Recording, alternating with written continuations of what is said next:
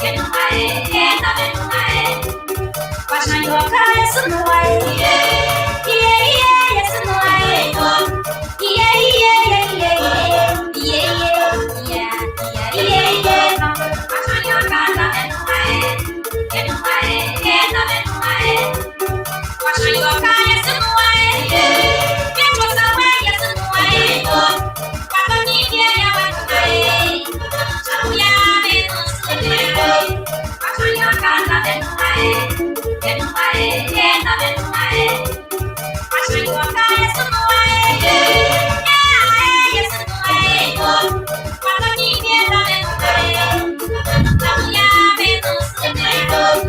I want to welcome our viewer here this evening. I'm Francis Zianso of the Liberia Public Radio and LPR TV.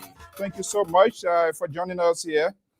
And we're going to get this program going here very shortly. I am Alfonso Zianso of the Liberia Public Radio and LPR TV. Let's see here. Let's get a program going here very shortly. Okay, we want to welcome our viewers and listeners across the globe. Thank you for sharing your day with us here this beautiful Friday evening. I'm Alfonso Zianso of the Liberia Public Radio and LPR TV. Very shortly, my team of contributors and analysts are going to be right here and for us to have a conversation. In the meantime, wherever you are, good morning, good evening, and good afternoon. Thank you for being here. Very shortly, we're going to get this program going here. And let's go back to our original theme song, and we're going to get this program going here. But let's see here. Just give me a minute as we try to pull some information here that's worth sharing with you here this afternoon. And we will be right here, I believe. They are here already. So let's see if we can get this program going. Let's get it going. Let's just bear with me to try to connect with folks. And we'll be here very shortly to get this program going. Do us a favor by just hitting that share button and invite someone at your company. We're going to want to be discussing a wide range of issues here. This is All Things Considered. And this is the songs that introduces the program. And I'm Alfonso Zianso of the Liberia Public Radio and LPR TV. Hallelujah! Hallelujah! Hallelujah! Hey, hey. Hallelujah! Yeah, in good and bad times, we got to give him the higher praise. He's the most high, the author and the finishers of our faith. Good evening, good morning, welcome. Hallelujah! Give me the highest. In the morning when I wake up, in the night when I wake up, I will lift up my voice to heaven and give you the highest praise. Yeah, let's lift up our voices and give him the higher praise because he has the power to seal our mouth. Some of these bad things that we are doing, the deceit, the deception, and the wickedness upon this oil. He's the only person that has the authority and power to put it to our heart. And you know that, I know that. Get ready. Let's get the program going. You never lie. You never change. You never change. Hallelujah to my Jesus. Hallelujah.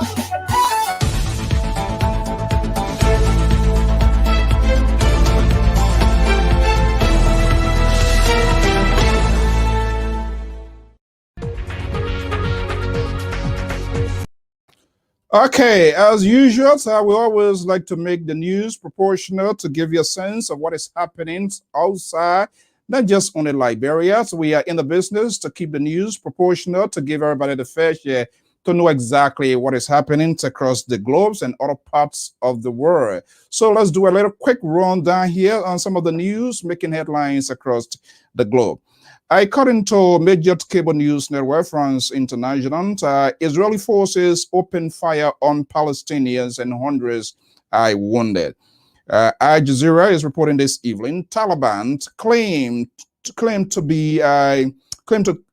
most of Afghans after the rapid gain in the fight. As you know, the U.S. forces are pulling out. French President Macron to shift French forces south in West Africa, troop draws down.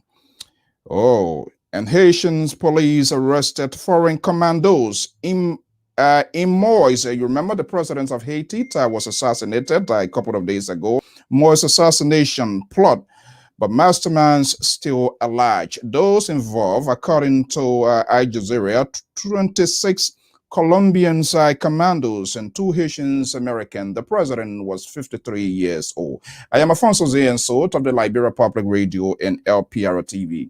And there was a staggering revelations this evening on the sister network Spoon TV when Front Page Africa editor-in-chief Rock Nessier said Darius Dillon has succumbed to Nyombli Kangat Lawrence. What that means, the whole front page story regarding Darius Dillon, it seems to be a talking point now. And by the way, the news bureau chief, the man who broke the news on the media, the new bureau chief of Front Page Africa, Linan Dodut, will be my special guest tomorrow, right here on this network at 12 p.m. Eastern Standard Time, which will be 4 o'clock Liberia. How did this publication comes about? Let's get a ball rolling. My man, Amos George, is standing by. Very shortly, a liberal progressive. And our man, Widot, on the other far end, they're all going to be here. He's back. He's on suspension. So the suspension is not lifted, but he is back in the media. Representative Yeke Kaluba, and he's saying he will be more aggressive. What that means, a lot is unfolding in the midst of the coronavirus in Liberia. Who is in charge? Darius Dillon still out here. He's been slammed by the media, and the talking point is on. Let's get a ball rolling.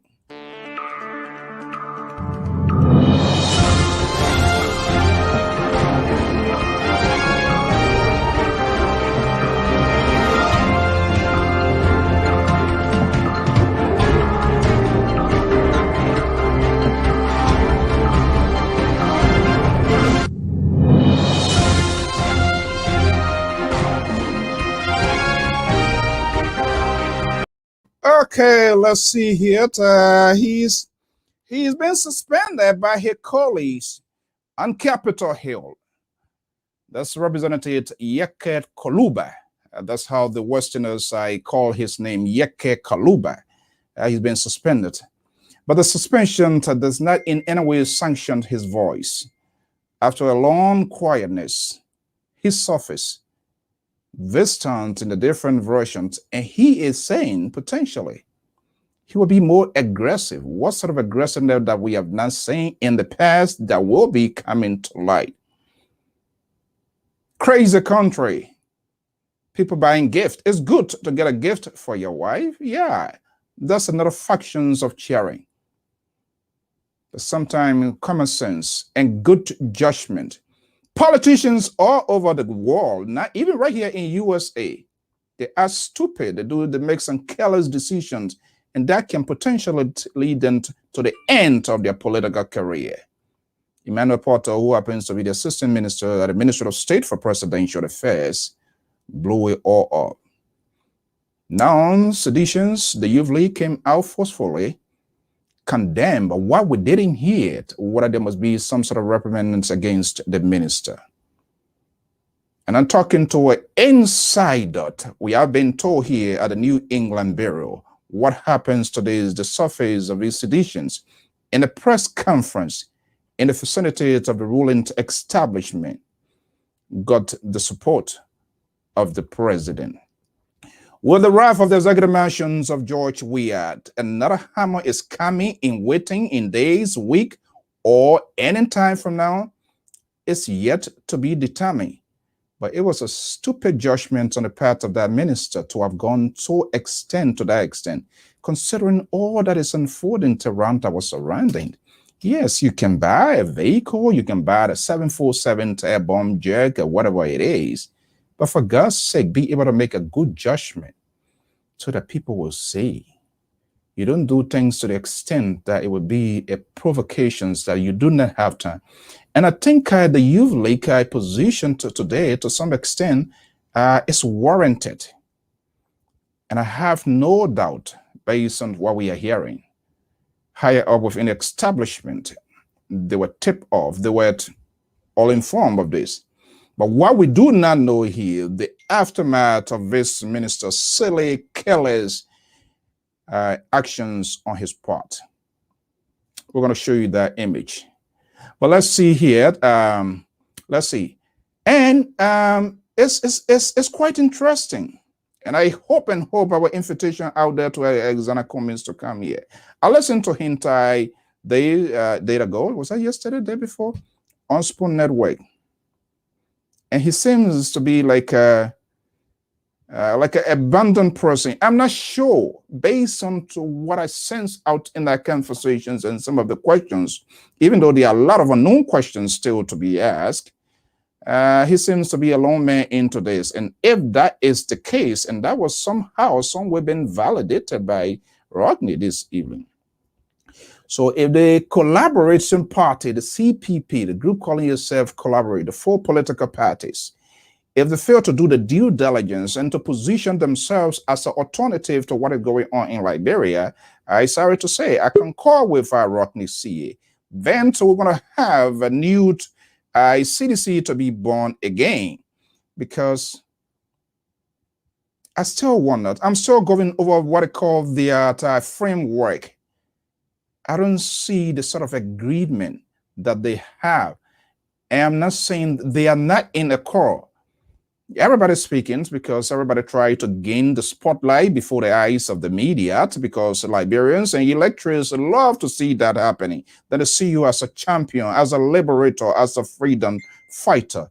But we do not know to what extent that freedom has been fight. Well, my team are here. Let's go right here. This guy from vacation, he back, and let's hear from him.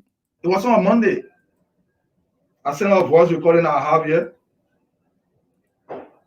She told me, okay, I just told him he will call you, and he refused to call. And that he's right. He got his phone. He choose to call when you feel like. He choose who call to answer. So the next day, which was on Tuesday. In the meantime, let me bring in Professor Asese Lagbo-Zawulo, standing backstage near the capital of Washington, D.C. He supports the agenda of this government. We're going to be having a conversation. And Amos George from Atlanta, Georgia, the most liberal. Will he be here? And George Widow. Maybe we have the back of Professor Zawulo here. Zawulo is a founder of two major schools in Liberia, educators, and believe in so many things involving multitudes of roles. I listen to Yeke Karuba, the suspended representative, making his voice an impact in the politics of Liberia. Of my affair, I was not treated fairly by or maybe when she went in the morning, it was when they told her to start the process. We are aware that the welcome code is coming. The government is negotiating on here to see how best they can accept the coming of the welcome code into this country, because I know 100% that the government is negotiating. I got evidence. Because I got evidence, even though we can see some. That's always been said here. So let me bring in my guys here. And the folks Angel, we want to say happy belated birthday to one of our prime-time valuable listeners, Madam Oman, there on the far end of the world. Thank you for your commitment and support to this network here. Let me get this guy up. In the meantime, we're going to be discussing. Professor Asese Lagbo-Zawulo is here, joining us from near the capital of within the proximity of Washington, D.C., but he's in Baltimore area. Amos George is in Atlanta, Georgia. Let me just bring in here. We're not sure what's happening to the liberal here, but you never knows. He always can jump in anytime, any hour. Gentlemen, happy Friday. Good evening. Welcome. Lot is unfolding. Alex Kume is speaking out. Front page is coming strong. That Darius Dillon has succumbed to the Nyombli Kanga Lawrence. The suspended representative is back out of the wood. He's talking, he said he's going to be more aggressive. Okay, so let's get the ball rolling right here. Professor, good evening. Good evening, Mr. So. Thanks for having me on. No. Okay, let me see. I also saw documents. Hold on 1 second. Some judges. Let me stop this here. Okay, so also saw a document. We'll try to see that document later on. Professor, are you there? I'm here. I'm trying to get a better light or so, but that's fine. Okay, good. Mr. Amos George. Thank you, Mr. So, and good evening to Professor Zawulo, and thank you for having me on. Okay, I see you smiling. Will you be a good guy? You'll be a good mentor to the professor here this evening? I'm always good. You know this man. Bridge over. Here we go. Bridge over troubled water. My goodness. Professor is my nephew. That's he a man of man, man. So that's my nephew. You're like growing people they related to that. One people can get one more, but they want that your grandpa this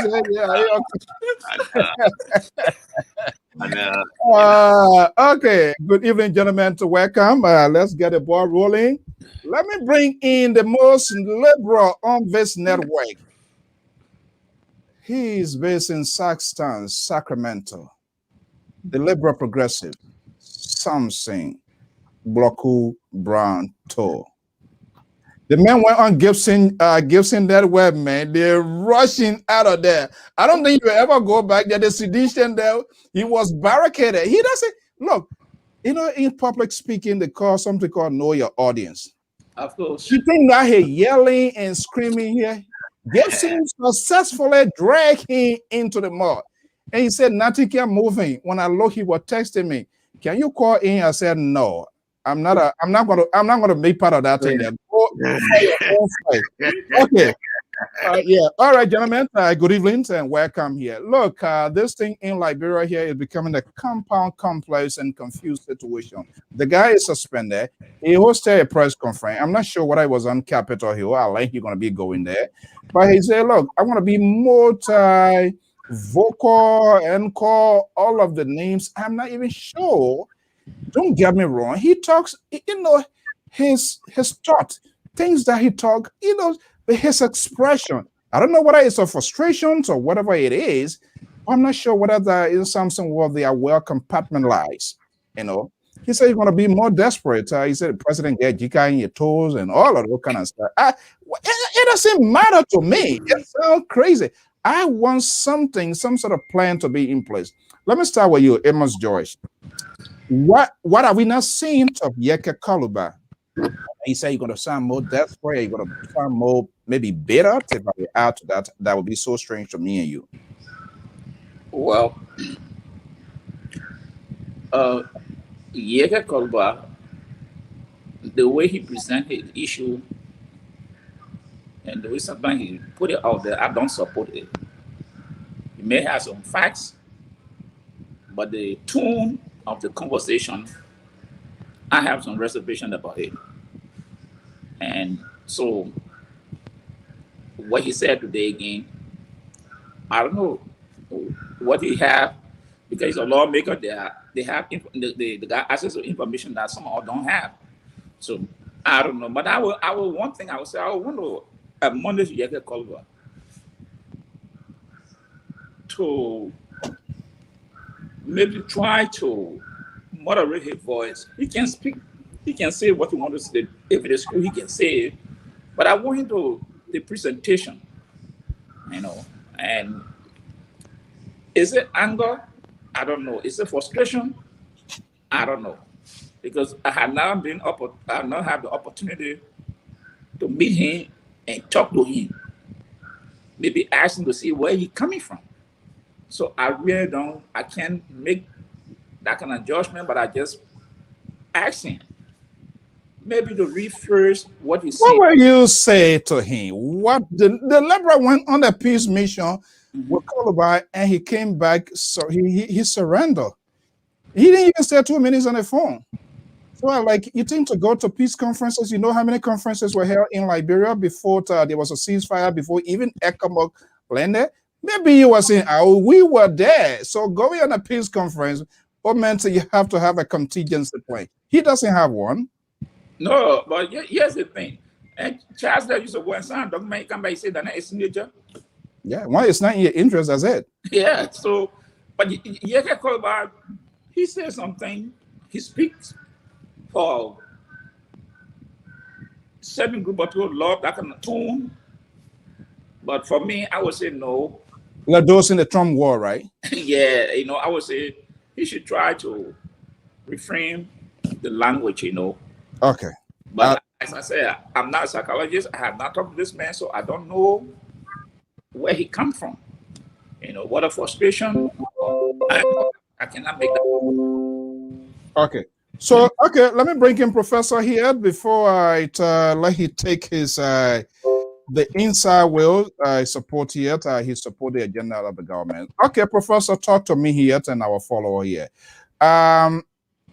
He is an opposition. To be honest, something is not right that we need to understand. But his presentation, his style of presentation, I'm wondering why the party that he associates with, these guys, do they not have control, or there's no influence or no level of persuasion to the people that speak for them, even though they are not in executive, but they are prominent people. People listen to them. What's going on? They can't talk to these people or what? What's the problem? The problem is that they don't have political parties. Hmm. The reason What are you talking about? The reason why Yeke Koluba is a representative has absolutely nothing to do with whatever party he affiliates with. It has to do with Yeke Koluba. Yeke Koluba speaks to a certain demographics, and that demographics go out to vote for him overwhelmingly. Yeah. So if the party was to expel Yeke Koluba, it will have absolutely no effect on him. That's what I'm saying. Yeah. Or even it might be a harm to the party, correct? It would be a harm to the party because those people will not vote for the party's presidential candidate in the election. So most political parties actually hinge on individual. Our society is an individualistic political system. So it's not a system based on party and ideology. If you look at a person like Yeke Koluba, even though he screams and yells and he uses profanity, I don't see his politics any different from, even some representative of CDC. Solomon George. I mean, yeah, they're not that different. So there's no political party issue yet. But what bothers me is that young people are watching it, and they tend to take their cues from this kind of behavior because that's right. Yeah, but why not? If the man speaks like that and he's able to be elected as a representative, why not copy his successful example? His example is that he speaks like that and people will elect him. I was just reading, they said that, I think what's this guy, Lumumba, right? He said that, I think in Israel also, the corrupt people, they can execute them. Or in the Arab countries, they execute them. In Europe, they send them to jail. In Africa, the corrupt people will reward them with political office. State power. Yeah, and that's exactly what's happening over there. So Yeke Koluba will speak that way because you know what? He knows what he's doing. He's going to get a lot of people supporting him when he speaks that way. So he's not going to change. And I dare any political party say they're going to expel him.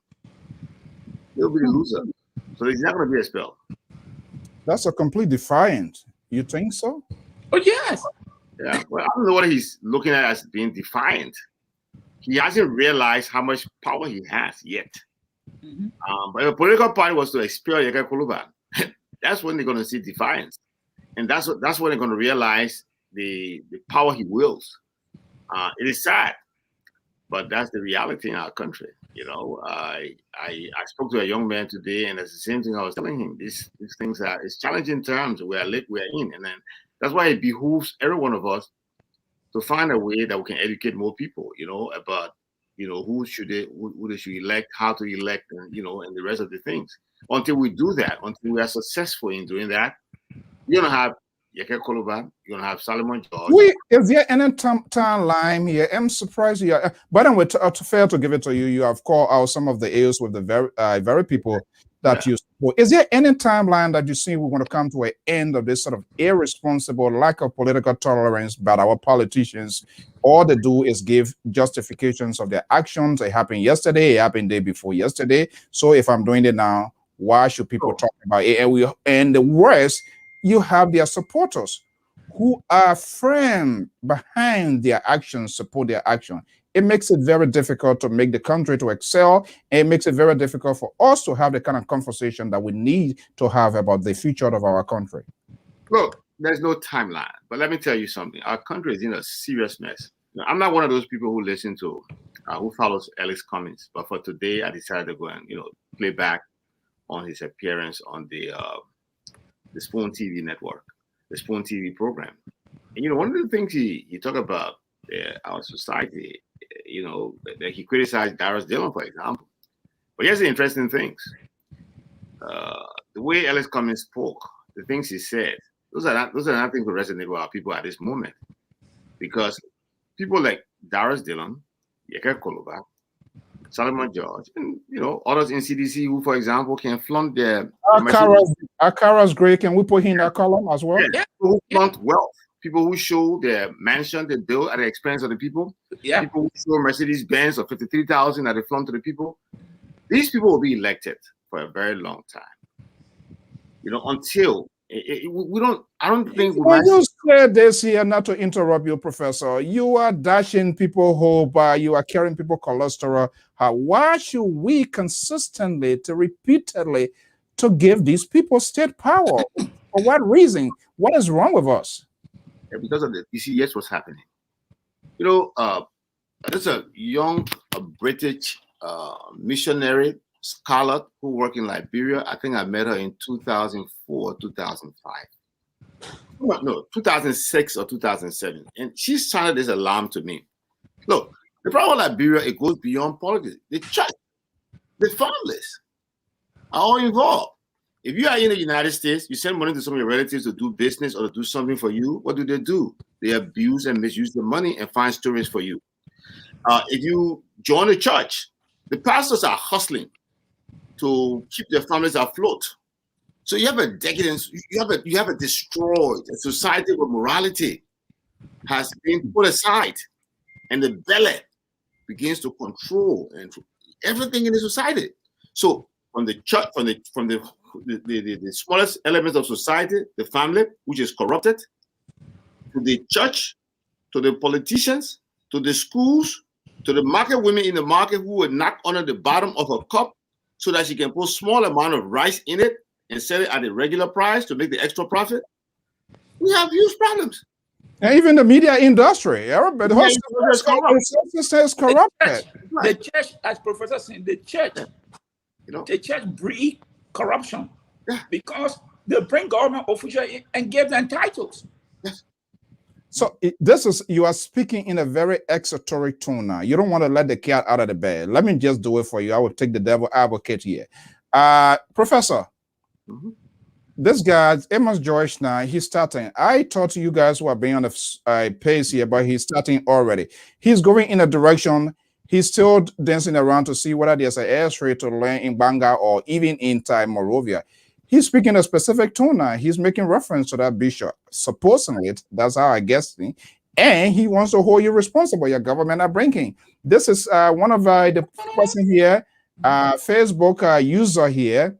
Is this same professor who helped bring this administration to power? There are a lot of people who brought this administration to power. The people in the media industry all over. So that sounds like a little bit a silly question. Silly. And I'm looking at the connotation. It's not objective. It's being a little bit subjective. It's objective. I think he's very objective. I think he has the right to question me. Okay, I think he's doing the right thing. And I think that's what we should do. We should be able to hold our public officials. We should be able to hold the advocates in our society accountable for what they do. I should be held accountable for what I do. But here's what I would say to him. I whatever it is. I brought this government. I helped to bring this government to power. I do not write the policies of this present government. So I have no regrets for doing what I did based on the information I had at that time. But for now, I'm not going to be held responsible for actions taken by people who I absolutely have no control over. Okay, so the policies for them. So I hope the caller understands that. And as a person who I am, I will call it the right way when I see it. I will condemn when it's necessary, and I will praise when it's necessary. And that's what I've been doing. And most people have not understood me. When I praise, then I'm a butt licker. Then when I criticize, then you brought the same government to power. Why are you criticizing that? It's a $1 million question here. Before I want to expand on what he said here. Yeah. You didn't do the policy. So then let me just ask you, because, and not just only you, there are people now today who is on the other side. They also help to sell out the agenda of this government.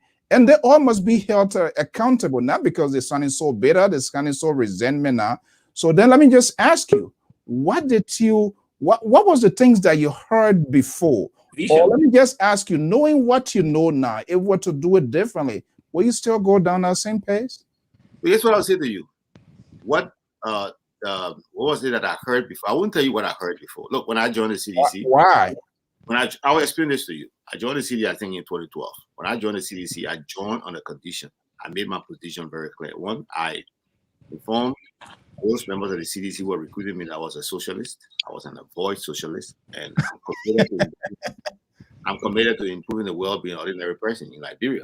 That was my commitment. Two, I expressed to them at that time the CDC was making the cry for the War Crime Tribunal. I expressed to them in very clear and bold terms that I was opposed to the War Crime Tribunal, because I believe at that time it would have disproportionately affected the people from Grand Jidep, Nimba, and the people of the Mandingo tribe. 3 groups that I felt that I was tied to, and I believe that some members of those ethnic group or those conglomeration were misled. They acted on the instructions of individuals who are already been rewarded with high positions in government. So as such, those people should not necessarily be penalized. That we should move our country forward by building institutions that would have prevented a recurrence of war. I was very clear in my articulation to the CDC, and I was given the freedom and the authority to do what I believe in. If you will recall, when I was with the CDC issued a lot of statements during my time with them, and I will tell you, I played a major role in the issuance of a lot of those statements. I'll tell you, to my credit, I wrote most of them, and it was a big deviation from what they said in the past. Because when I was given a chance to do those things, I wrote on the facts. I was very aspirational. I was very thoughtful about where I wanted to see my country, and I laid it down clearly where we were supposed to take the country. Remember, listening to me in the BBC interview that I did. I laid down a path to prosperity in Liberia, which was one of the reasons that drove me to CDC. Now, if people come to power, I did do that today quickly before I jump. That's what I'm going to say. If people come to power and they deviate from those things, no, they're not doing it, because for me personally, I would have seen by this time that the unemployment rate for our youthful population, when I've seen a decline, when I've seen the employment of more young people, and there were very clear ways we can do it. Are you disappointed of the system that is being broken down somehow, some way, maybe in my own interpretation? Are you disappointed? I'm disappointed every day. I'm disappointed that we are not still we're not still reached out to the agricultural sector to create more jobs. I'm disappointed in the fact that our education system is still not making the kind of progress it should be making. I'm disappointed in the way that our healthcare system remains broken. I'm disappointed in the way that too many people are going to bed every day with all the food to eat. I'm disappointed in the fact that too many. What are you expressing, and do you express that? I express it every day. I express it every day. In your caucus, do you express it? Yeah, I express all of this. But let me also say this: this government, even though I express all this concern and I'm disappointed in all of these things, I will also tell you that they have made tremendous progress in a whole lot of areas. My only concern is that we should be prioritizing, and I don't think the priorities are set right. Okay, let me hold you right there. Let's get the conversation going. The Liberal is looking into his binder of errors, as he usually say here. But Amos Joyce. Yeah, you try to intercept the professor. Where is he going wrong? No, not that he's going wrong, but I just wanted to ask him something. Professor, were there any policy drafted by CDC during the campaign? Mm-hmm. And if so, what role did you play? If there were any, or there was no policy at all? Which there was a policy. There was a agenda for prosperity, and besides that, I play a very important role in the conduct of a major CDC policy conference held in Baltimore, Maryland, in which we clearly laid down a series of policies in the area of energy, education, the security sector, in a whole host of areas, and those documents are there, and the facts are there. People within the hierarchy of the CDC knows the work we did, so we had those things down. That's what I said. I'm taking it back. But I'm a little bit confused, because when CDC came, when the government came to power, mm-hmm. and people were asking for policy, it took them 3 or 4 months. They would come up with a policy. We didn't. When we were at the time when we were playing a major role in CDC, we did not craft the PAPD. When the CDC government took power, certain individuals decided to take the line of the PAPD, something which I was very proud that they took, because the PAPD, had it been adhered to, Liberia would not have been in this present situation we find ourselves in. It was look, the PAPD, the Popo agenda, is a kind of policy that creates connection between the poor, the marginalized, and the middle class. It establishes a social contract between them. So then the marginalized trust the middle class, And the middle class utilizes the marginalized, having them. Let me hold you there. Let me hold you. The liberal is branding within here. The liberal progressive is who is going down the slope here this evening. Thank you, Mr. So. Good evening, Professor, and good evening, Mr. George. Good evening, there. Folks, if you just listen to the professor, you should mark this day down because, to be honest with you, this is the foundation of the failure of CDC and why sedition and CDC-led government will be kicked out of the executive mansion. That's exactly what the professor laid out here. I know he's down had sedition, and he will do all he can to make sure that it succeeds.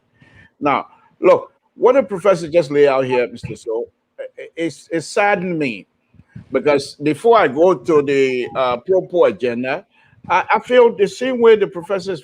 I'm in a way, I'm kind of glad that Liberty Party never won the election because I would have been in the same situation. What Professor found himself. What we found, after we have put some plans together and passed it on to Liberia, Liberty Party decided they were going to go with a specific section, specific tribe to be Liberty Party, and I'll be specific, Bassa, to say Bassa, Grand Bassa County, Liberty Party belong to Grand Bassa County. And so they try to exercise some of us that are not from Bassa. And we saw that coming. We knew very well that this thing, if Liberty Party would have taken power, I think most likely would have been worse than what CDC is doing right now, to be honest with you. Because the way we saw, it's the same thing here. Because they were all alone. You can ask any Liberty Party member of USA, and they want to be friends with you. They will tell you, in terms of crafting ideas and things like that, they will say, okay, put everything together and send it to us. We send it to them. They won't implement. But when it comes to generating fund, they want us here in a diaspora to be ahead of that. Hold on there. Amos Joyce. This is a stunning revelations. I haven't heard the liberal, this sort of things coming out of him here. It looked like his throat, his esophagus now, the airwave is blocking as well. Like in the case when I was suffering from the COVID here, the liberal now is like, you know what? Even though I don't agree with the professor and the CDC, but it looked like if we are going through this and become successful, the same thing that is happening to the professor, I could be here to find myself difficult to explain. It like, you know what, the hunchback man when they're carrying them, right? Don't just say they're going to bury him. You know whether they're going to use power saw or they're going to use a 5-inch nail and say you push it down to put that nail through it. I kind of like, I'm freaking out here from what I'm hearing from the liberal. No, I would not freak out. And this is the party, he said, living on 110%, Liberty Party. That's the set. That's the party today. Every day he talk about John Buchanan, my political leader. This is the man. And seeing that, what he's seeing today, what gave him the guarantee that tomorrow will be different? Yeah, he lived that up. So then let's do him a fairness. The liberal. Yeah, look. Knowing why let me be honest with you guys. I'm not about ready to hang up on Liberty Party. Liberty Party still, as far as I'm concerned, is the best in Liberia. I'm just saying things that we were experiencing as a group. Okay, and why you think people like Kofat left Liberty Party? What was the reason?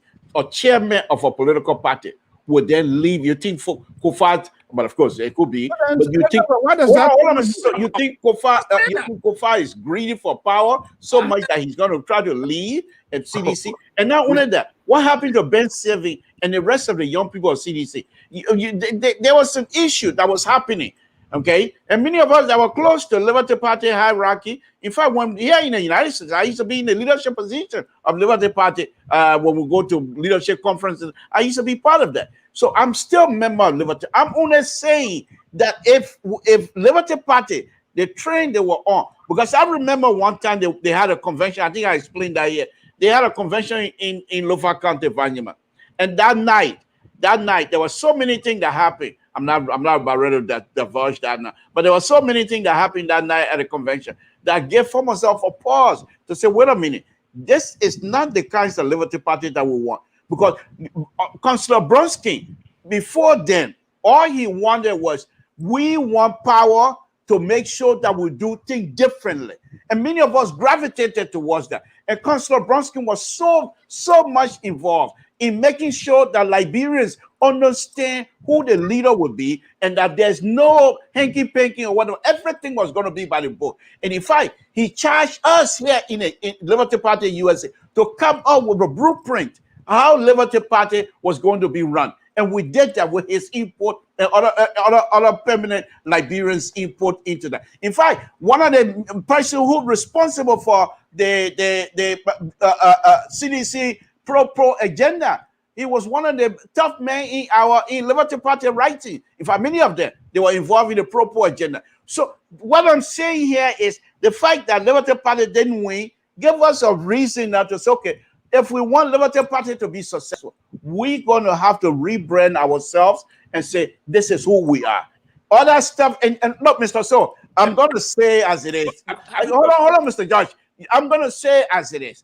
If the opposition, if they're going to come in with the bunch of people that I'm seeing behind them right now, they're not going to be that much different from CDC. In fact, they will be worse. So you agree with now? You agree with me because it's like some sort of boom is in your throat today. Yeah. I'm not sure whether there's a catfish from Grand Gita from Tour Time. You seem to agree because when we say these things, when we try to speak to these issues with the hope to correct them to set. Yeah, but my issue with you guys is that you want to be specific to us. You want to wrap it around a specific individual. And who is the individual? No. It has nothing to do with Dallas Dillon. It has nothing to do with Nyomdi Kanga. Why? He's the leader. Yeah, why? Leadership. Now listen, Mr. So, because of our leadership. No, you guys listen. Listen. Because of her leadership, Liberty Party is now turning around and coming to the way of being truthful to the membership and being truthful to the Liberian people. And that's why I respect her leadership. And that's why I think she will be one of the best. But Liberty Party then, including Councillor Bronsky, because Councillor Bronsky, for some reason, went from this 100% of democracy, I would say, to something else that I didn't even recognize. And it would have been a very shameful business if Liberty Party would have won. But let me tell you, you know why we go after them? Because they are the face of the party. So that is the reason we go after them. They are the face.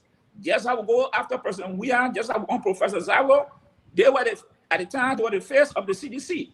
So you can't tell us, hey, we want to go after one person. For me, I don't go after one person.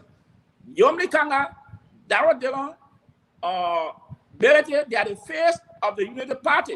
So when we are talking, we have to bring them into the discussion because they are the ones making decisions. I understand, but I'm saying when I'm saying my thing, I'm trying to separate them because I have the ability to do so because I know what's happening in Liberty Party. So Nyomdi Kanga, Senator Nyomdi Kanga, and Senator Dillon, and Honorable the chairman, they are quite different now. So I hope that when you say different, when you say different, bring it back in. When you say different in what form? In what different in leadership style? Different in their approach to leadership business. Are they doing the right thing? Are they doing the right thing now? Of course. Yeah, but so you know what, guys? I don't think it's fair to. I think what the Liberal Progressive is saying, and that's what the people out there want us to do. They want us to be very honest about our discussion about politics. Look, we all are human, and the people that we deal with on a daily basis, they are also human. Every Liberian, for that matter. So from time to time, sometimes politicians will make the wrong step. Even though our politicians in Liberia take the wrong step every day, or they take it most of the time. But it behooves us, as intellectuals, when to be very critical of where we are. I think that's something that was very uncommon to Liberia. When we had a two-way party, you said so say one, so say all. They were not critical of each other, and maybe perhaps that's some of the reasons why it made it very easy to have a coup to overthrow them. So I think what the Liberal Progressive is doing, what I try to do here tonight also, and we've been trying to do that over time, is to see our fault and allude to them, not with the intent of disparaging the people we work with, but maybe calling them to attention, calling them to come in and see how they can fix those problems. Look, politics to us is relatively new. Having multi-party democracy in Liberia is Sorry, go ahead, Professor. it's less than 50 years old. So a lot of people who are right now playing the leading roles in politics in our country have no experience of it. So it will require time for them, to learn, the nitty-gritty, the ins and outs of it. So I do understand what another factor to this thing is that we should not ever ignore or forget the diaspora versus the people on the ground argument. Our own political institutions that we find ourselves in, there's always that tension. So let me ask you here, then they're going to go, because I think this question it goes to both you and the laborer. You guys helped to put this chameleon together. You bought out of the coast suit, you went to all of the dollar stores, Walmart, all of those places, do all of the layaway. You put it together, and at the end of the day, and I've seen that happening, because when you talk to the people, they say, and it's saddening, but we still have people here who are unwilling, at least the courage, the conviction you are speaking out, the liberal is speaking out. They still support these people. They give them tons of money. But when it comes to being part of the inclusive process, to also tap into your expertise, you are left by the wayside. Why are they doing that? Oh, well, I don't know. Yeah. That's what I'm saying. And Mr. So, this is not unique to CDC, by the way. And as the professor was explaining here, I too were having some sort of a memory, whatever you want to call it, because we all come together. We'll go to the intellectual forum, leadership meeting, and come up with papers or come up with some sort of a resolution. And those resolutions turn to the leadership of whatever that we're doing would then turn those resolution or these papers into, it's supposed to be item action, so that the people, the party themselves can use these things and hopefully be able to have them as part of their platform. Okay, now you hear the professor. What was he left behind? I'm not going to sit here and speculate, but in my case, in many other Liberty Party members' case, okay, if Liberty Party was to win, they were going to leave a lot of people behind, because Liberty Party, they always do that. Now, I'm not too sure about the CDC, but the same thing with Unity Party. Usually when they come up, turn to an election, they come to the diaspora and look for ideas. Once they get these ideas and get in the position, they leave those ideas and pick up idea from Monrovia, where there was no idea before. Now, instead of them saying, okay, let's work and see what our brothers and sisters in the diaspora have, because traveling is an educational process by itself. You can come in this country from Liberia. You don't have to go to school. But within 10 years' time, the knowledge that you're going to gain, unless you're a foolish person, but the knowledge that you're going to gain, it should be equivalent to at least BS type of experience. Okay? So coming here and then going back home to say, this is what we can offer, they don't want to do that. They don't want to do that. The pro-poor agenda. You know who wrote that? I'm not going to call him. But why don't you call Mr. So, hold on. The three of the top members that wrote it, their name is on there. They're all Liberty Party members. But they did that because they felt it was in the interest of the country. Once the hierarchy of CDC, I suspect, find out that this thing, they're not going to follow it, because if they follow it, it's not building individual. That pro-poor agenda is building institution. And CDC have no interest in building institution. Let me ask you. I don't know this guy. I don't know which part of society group that he belongs in. He never want to. He will talk thing and he will not come out. This is ridiculous on your part. But let me, as you know, we always engage our audience to make them to feel part of the conversation here. You say you are close. You are closer to Liberty Party here. This is why Mr. Kula is saying Bronski became a dictator. You being a close ally or you being a Liberty partisan, was there any point in time that he was getting to that point, or he was at that point? No comment. Mr. So, Is that pleading the fifth or what? You I said no comment. Why I'm no not gonna comment comment? on that? You don't want, why you don't want to comment on that? Mr. So, Because first of all, Honorable Councillor Bronsky is no longer with us, and second, I'm not going to sit here this afternoon to say how and what kinds of discussion that I have. No. You've been very dishonest to my audience He's here. not What being are you? He He's not- is. he's not History, being- no, then, Professor. Let me ask you history about the past and the future. Of course, Samuel Doe is not with us. We talk about that.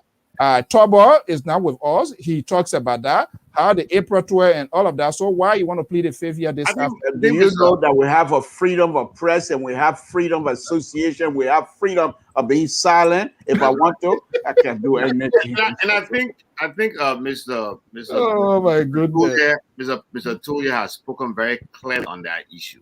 Mhm. To force him to make a specific comment on an individual, I think is unfair.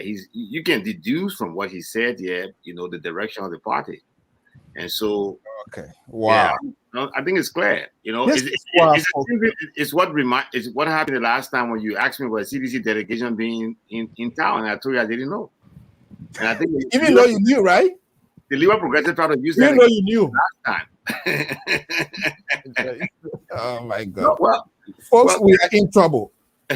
We are in a double trouble. Yeah, go ahead, Amos, by George. yeah, I was just about to comment about. You will see the surrounding. Mr. So, when these people are in power, see the surrounding. The surrounding the people. Most of these people, they will bring close some relative around them. The same thing the late Councilor Bronsky did. He brought somebody very close, his daughter right around him there in power. Those are the things you should look for as sign of the leadership of this person. But let me just go back to something Mr. Toh alluded to. The question he asked about diaspora Liberians. There are factors that the people who go to Liberia and form the political institution, they will take the money, they will take the idea from the people, but they will not want them to come close to power. Reasons that these people come with different mentality. They come to change everything here overnight. So if we give them the chance, The way they're living down there, when we get in here, they will come and they will kick all of the places because this is Liberia. yeah, they will come with policy that the grassroots will start gravitating towards then. So the best we can do is to keep them distant from us. We can take the money, we can take the idea will not implement the idea, and we'll not bring them closer because we'll bring them to push us. But let's just take the money and move on. Those are the factors you see today in Liberia. I always say, Professor Zawe said right here, if you take Professor Zawe and gain a position somewhere, everybody in that ministerial agency will start crying with his name. The man is too straight. You're pushing aside, right? Yeah, what they brought the mayor for? Where was he? He's not one of us. Yes, where was he? Because these questions are coming now because they think that he want to do straight in that area. These are factors you see all these people in Liberia. They will take the poor money, they will take the idea, they will not get them power. Those are the reasons. Just simple. Sometimes it's kind of like, and I know we all know one is infallible, but when I see people becoming so vocal and as if they were not part of the process, that's just been disingenuous because you too did not do your due diligence. 99% of these people, they were all flying under the wings and umbrella of the CDC as George Weah was the alternative. So the question becomes, what were the factors that the real these people left Akensanya, Akensanya, right? Israel. Israel Akensanya. He was a Liberty Party guy, right? Chairman. Yeah, chairman. He left later on. He joined CDC, right? He wanted a job. I asked you, Liberal. Liberal, can you talk to me? Please? Yes. I agree. Yeah.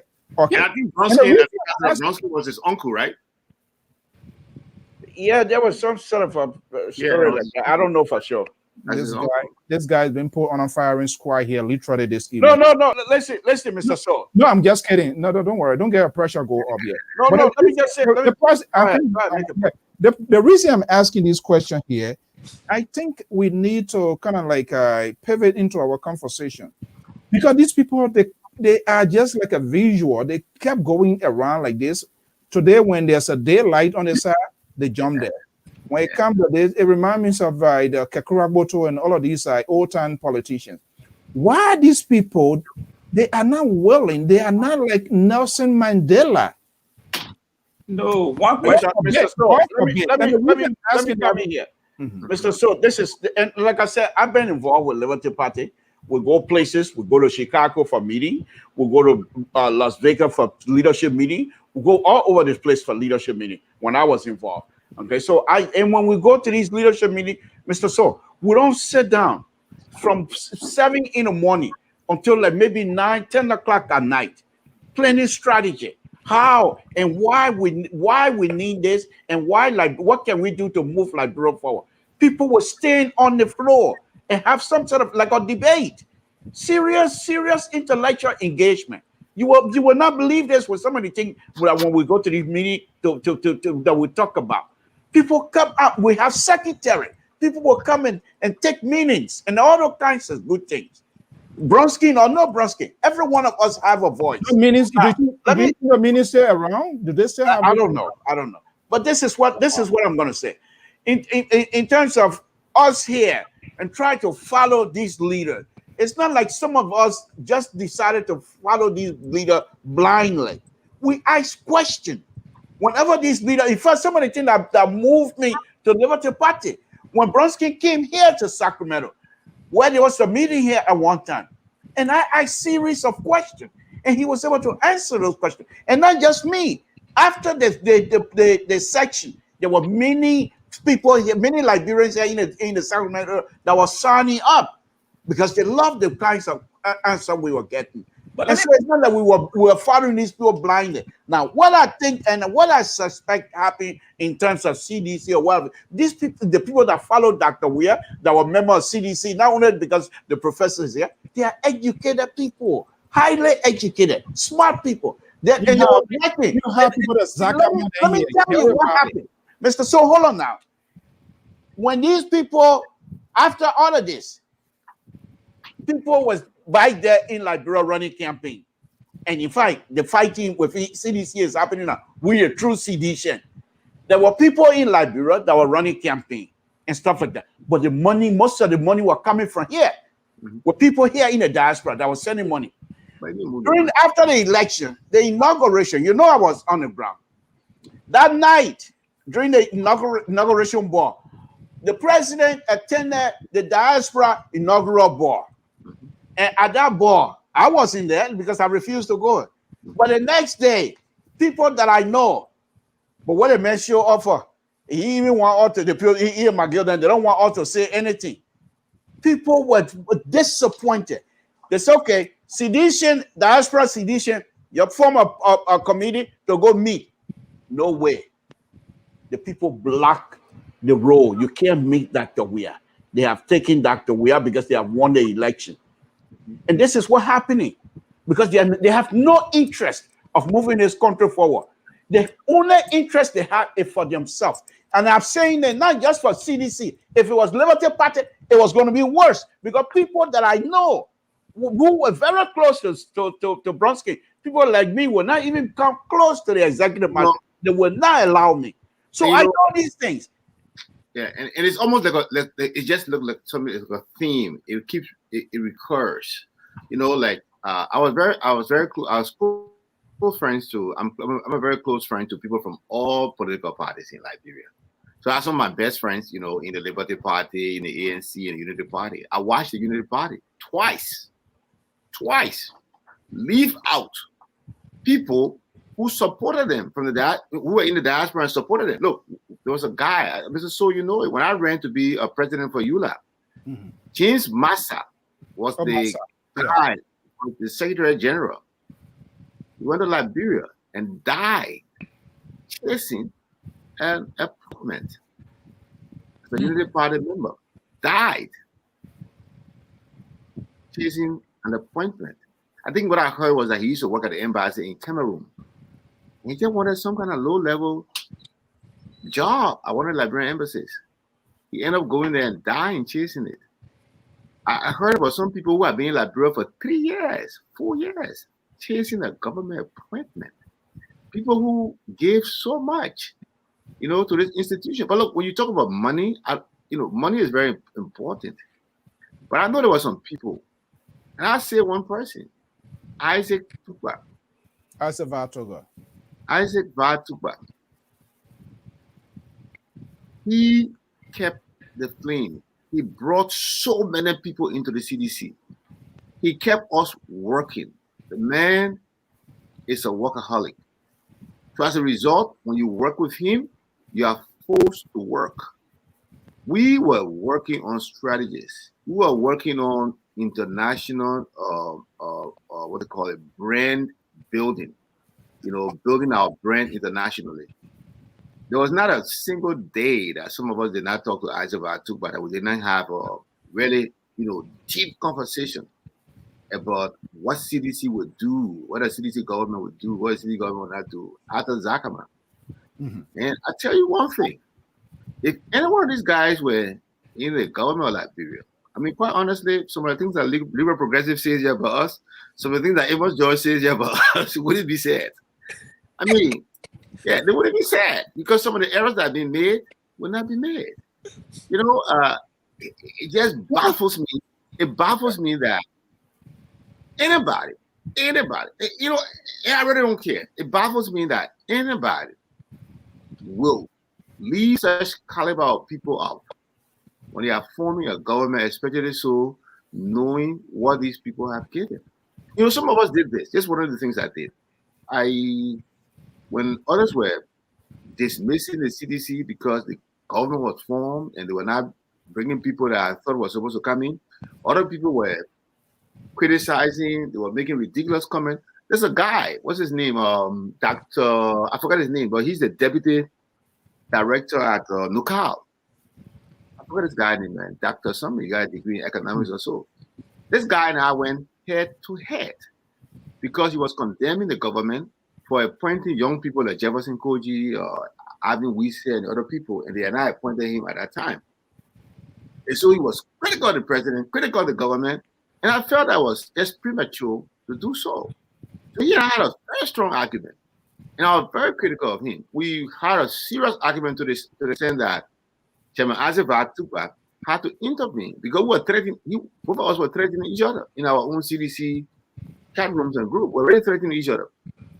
But, when you look at it 4 years afterwards, the foot soldiers are angry. But that's a revolution. Those people who were those people who were on the front line. Baby down the road. Yeah, but Professor, you should know that that's a revolution.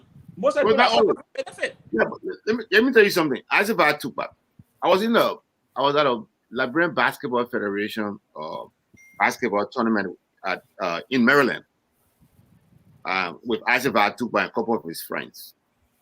And I saw one of his friends attacked him for being a sedition. I mean, said the most despicable things about him because he was not a sedition. Was surprised that he would mingle with such a group of people. That was how the person said it.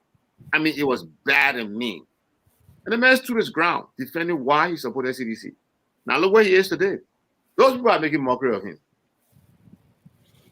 And let me just come in here a little bit. Pa Josh, you're gonna come in. Yeah. And that's why some of us will want the good and greater part of our country. It doesn't matter. And I agree when it comes to Isaac Vatuba, Arthur Zackerman, Gary Badi in Canada. These were the people. The last interview that I conducted, there were 3 top seditions. For you were coming, doing all of this stuff. And sometimes he said, now you, because I think it is the responsibility of national government to tap into those that have the expertise to help them. Unfortunately, it is not happening. And this has been going over and over and over. And that's why sometimes I can say, maybe it can be ridiculous that even the CPP are going to be ridiculous. See the meanness against Alexander Cummings. You have 4 collaboration. and you see 4 of the other leaders, 3 down and put together already. They have successfully I labeled this person. He's not one of us. He's a stranger. Tell me, how can you think that sort of collaboration? That's the same thing. Wilhelmina Piso Sedita, who is now the minister of agenda, Isaac Doe, who was not the deputy minister. Those were the last 3 sedition. I'm not sure whether you're on that program. Some days I will bring that video here. They were the last people, and I know the Liberal can remember. They were the last people that were defending. And not just only defending, but I think Toga is a very fine. Some of us, if you sit and talk to him and things that comes from out of him, like I think this guy, when he becomes a presidential affairs minister, or maybe the chairman of CDC, maybe the party will take a paradigm shift. But it's unfortunate. People in back there, and that's what Samson Toll said. And it's a strong alarm to people that are here, and they just think they're crying all over the place like a little chihuahua and Pluto. Because when you go on the ground there, they will tell you, say, you know what? They don't even know. In fact, Samson, I think he can remember he was there. The CDC, USA, Canada put together, there was some sort of presentation, and the chairman, they didn't even, apparently the president don't even know what was going on. They didn't know the stuff that they were giving. That is to show that this group were alienated completely. They didn't want for them to be part of it. We were on the ground. We voted. They never voted, so they don't have anything. But they forget to know the financial strength moving the CDC. And that's the same thing that is happening here now. Now, how can we have a successful political institution that people, qualified people, competent people, and other people, okay, they are in America, they are not part of us, will be left out? And I agree with what Pro King is saying. We support these people. You support these people when time comes, when the redness comes to have it, they say, no, you're not eating some of our rest. Yeah, but Mr. So, that's not fair. Let me take this here for a minute. Look, and I'm not here to put all the blame on my brothers and sisters back home as well. Ellen came in and she decided to bring in more young Liberians. Look at what's his name? This former minister of public work. He's here in the United States right now. Okay, and look at my own friend Amara Kone. Where is he? When they got these positions, they were in Monrovia. They were not living anywhere else. The time is over. When you were in Monrovia, you have a living place. You have a place to stay. Why will you then come back? Because the intent of bringing you in at the time is to get you to be part of that society and stay with your brothers and sisters, even if you're not in power. Judy Moore. What is he doing now? He's running around saying he has his own, he has his own organization. This is a man that was in charge of public work. You left, fine, highly educated. And so is Amara Kone. Why are they not living in Monrovia? To continue, even if you're not involved in the politics, but you can live in Monrovia and impact the young people that are running around the street, smart young people. Look at the kind of stuff that was coming from LU the other day. Young people, you, even if you're not teaching at LU, but you can lecture, you can talk to the young people and give them experience. But all of them, as soon as the government was over and they didn't give them a job, look, everyone left. All of the young people, most of the young people that were in LU government, they're no longer in Monrovia. How then do you expect our brothers and sisters to trust us? To say, okay, well, of course he's from Total, and maybe he knows something. Let him come here and can't work. They have no trust in us, and you can't blame them totally. However, the leadership itself should then help to educate our brothers and sisters to say, look, we will continue to try for the best. These people come and do X, Y, and Z. You blame them, but these people have the knowledge. We will continue to. That's what I'm saying. You who have done that as well with the Liberty Party. What I'm hearing from you now, while you did, you get your family here, and I want to add on to what Mr. Kula is saying here. And you went inside, and this is why I don't like people who say I'm not in the team because I don't want job. Come on, why you don't want job? No, if I were to be if I were to be asked, Mr. So if I were to be asked by Liberty Party, if we were to win, and they decide they were going to go, no sectional, and they were going to employ people based on qualification, and they were to ask me to work, I was going to stay. I have a friend, a dear friend of mine, Victor Smith. and I feel bad for this man. Bridge engineer, structure engineer, one of the best among the Liberian engineer here in the diaspora. He left, went to work with Ellen. Ellen time finished, he stayed there and has his own little company. He's struggling right now because the government is not even giving him a contract. They give all the contract to Lebanese, Nigerians, and Ghanaians. Not only that, How is he all gonna the survive? ministers and directors, they all have their engineer firms, so they're not Lebanese people. Taking yourself. No. The point that I'm making here is this. The point that I'm making here is this. They said Liberia will not be spectators in their own country. And Victor Smith is a well-seasoned engineer. In fact, he's the president of the Liberian Engineer Association in Liberia right now. So my point is, even if he's staying and trying to impact the young engineers in Liberia, why is the government is not helping him to help to train the young people in Liberia? Instead, they give contract to Lebanese. But that's not necessarily the reason why the people left. I'm just saying, what you're saying is equally right. But those are some of the reasons some of the people leave. And secondly, some of the people leave because of the corrupt practices in the position they were occupying. They don't want to stay there. You don't welcome the people you stay there to do what? Also correct. Let me also bring this other point, and I think Liberal Progressive is making a. Hold on 1 second. I'm gonna bring it out.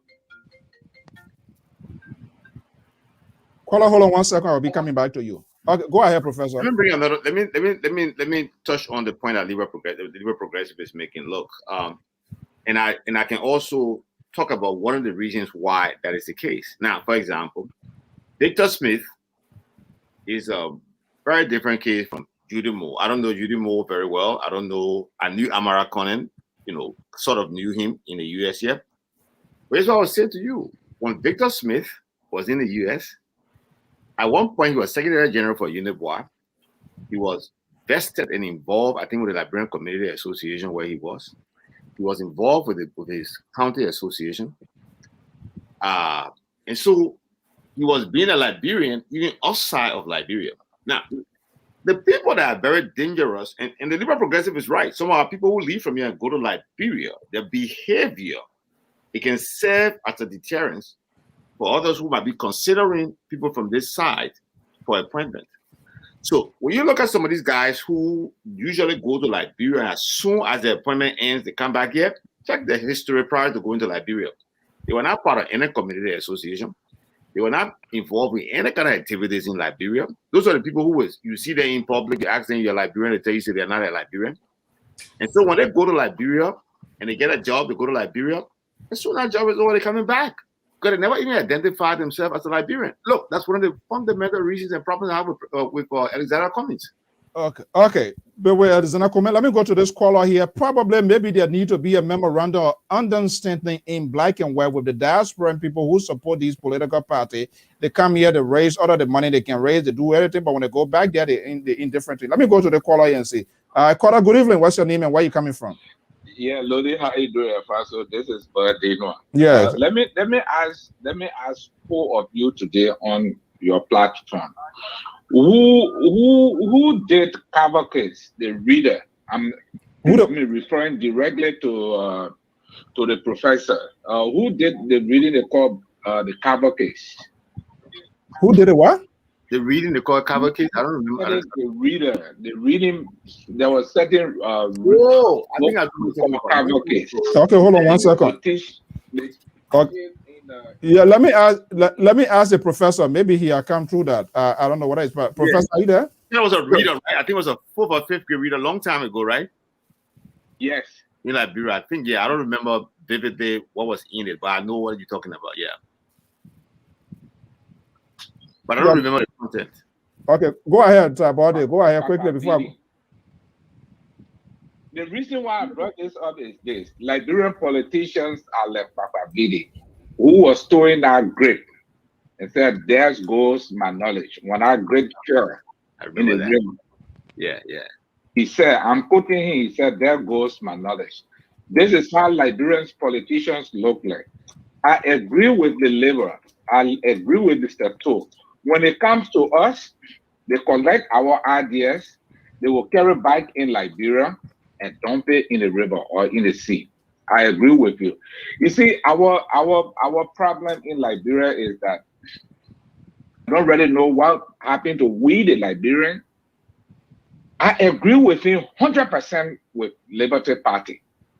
If Liberty Party had won the 2017 election, by this time it would be so bazoning than just what happening today in the Southeast. Yeah, it's just exactly. I have never seen Mr. Toe. Never, since I've been following Mr. Toe, I have never seen him to come up to say the truth today. But there's a West one, boy. Let me tell you, there's a West one. He don't want to say it, and that's why I'm here. I get secret. I'm about to say it right now. I will ask him. Let's see whether you will confess it. Yeah, also, I'm agreeing with you. You know, in Liberia is the only person that I heard him the last time since I've been knowing politicians that are. Yeah. Somebody please lawyer monitor. Let me see what Mr. Boakai. And Mr. Boakai said, if I win or clean the nomination of CPP, every county in Liberia will be represented. We have heard this thing over and over. It's not a new thing. Yeah. And again. Yeah, go ahead quickly before I go to the next caller. Yeah, let me wrap it up. Nima Kante in do administration. In do administration, in Tobo administration. And yet, they represented those two administration. What are people saying today? What, look. Okay. Sometimes when we sit down, our heart can burn. No, don't let your heart burn. You gotta live to tell the story. Our heart can burn. We thought George Weah was coming for Liberia to be a golden country around. Why were you think that way? It hurts a lot. Okay. Thank you so much. Why were you think that way? Okay, guys, I'm going to be coming to you. Let's get some reaction from our online here. Let's see. It is about their country. 404 number 9635. Caller, good evening. What's your name and where you calling from? Yeah, this is Dr. Kula calling from Atlanta, Georgia. Okay, good evening. Welcome.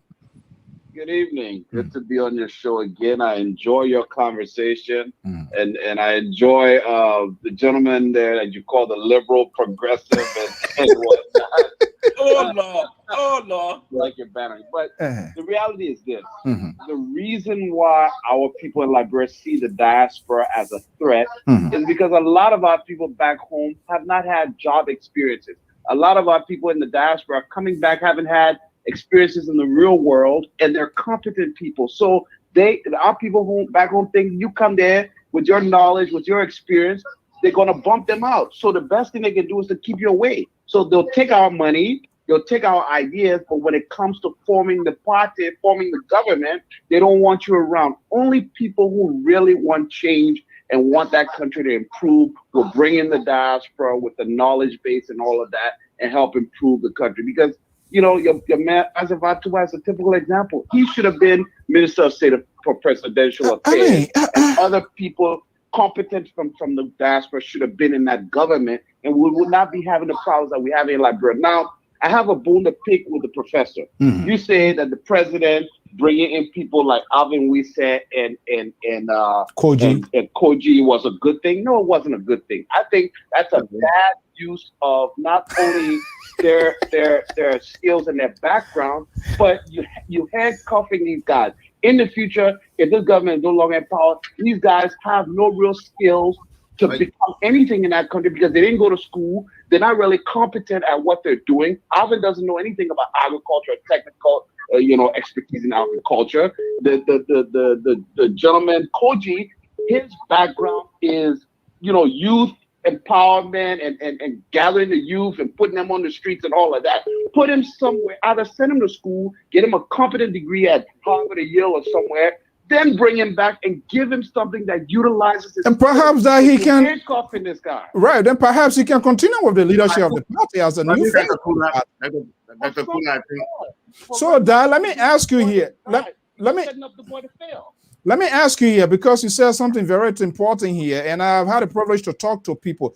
It seems to me, bottom line is insecurity for these folks there. When we bring these people here, we are done. Yes.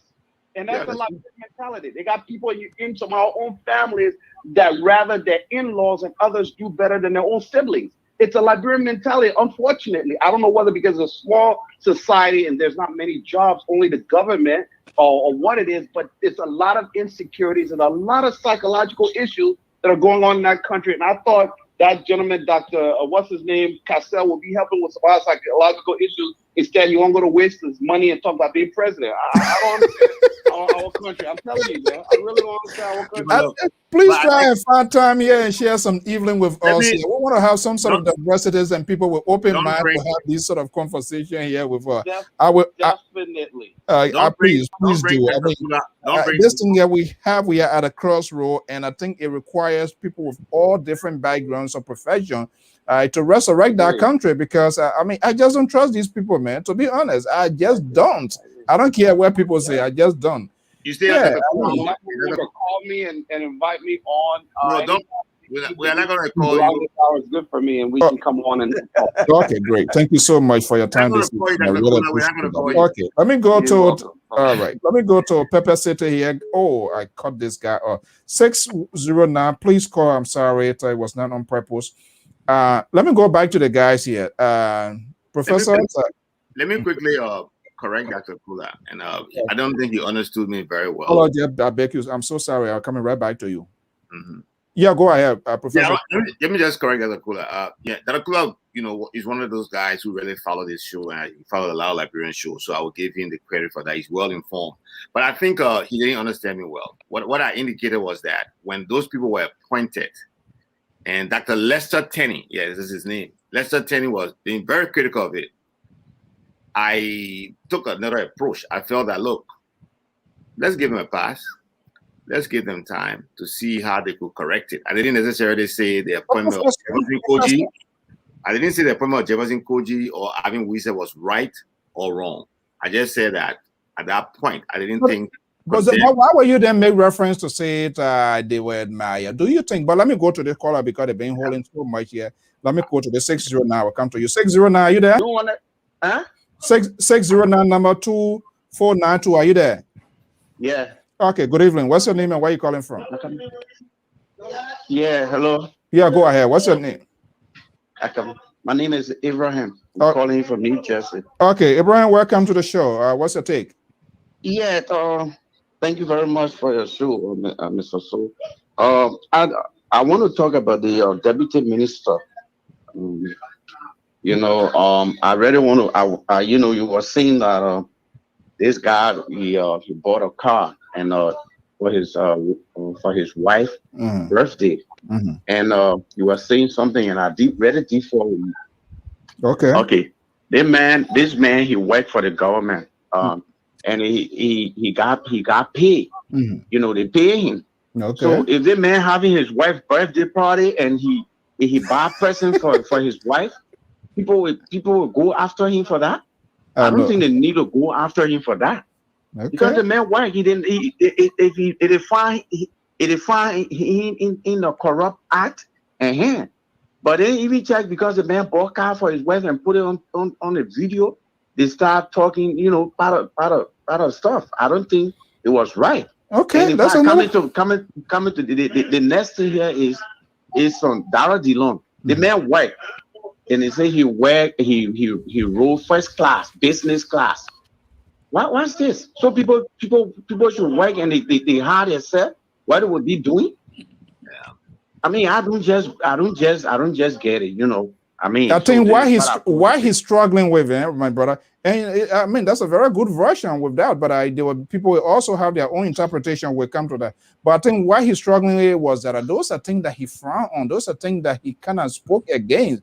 So, and the most important thing is when you do it, say it. Do not flip-flop. Do not try to kind of like make up something that at the end of the day going to catch up with you. I think that's where the bottom line is. But I thank you so much. I think, excuse me, I think what Dara DeLong was saying is that if you are going for a government, if the government send you to go and if you're going to lobby and stuff like that, and then you use the government money to ride first class. But that's the man's own money. Or you use your own money.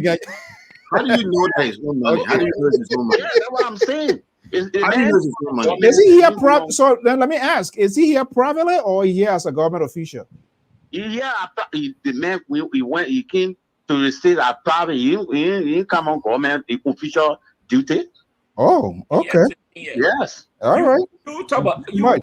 Equity, you come with clean hands. Okay. Okay, caller. Okay. For equity, you come with clean hands.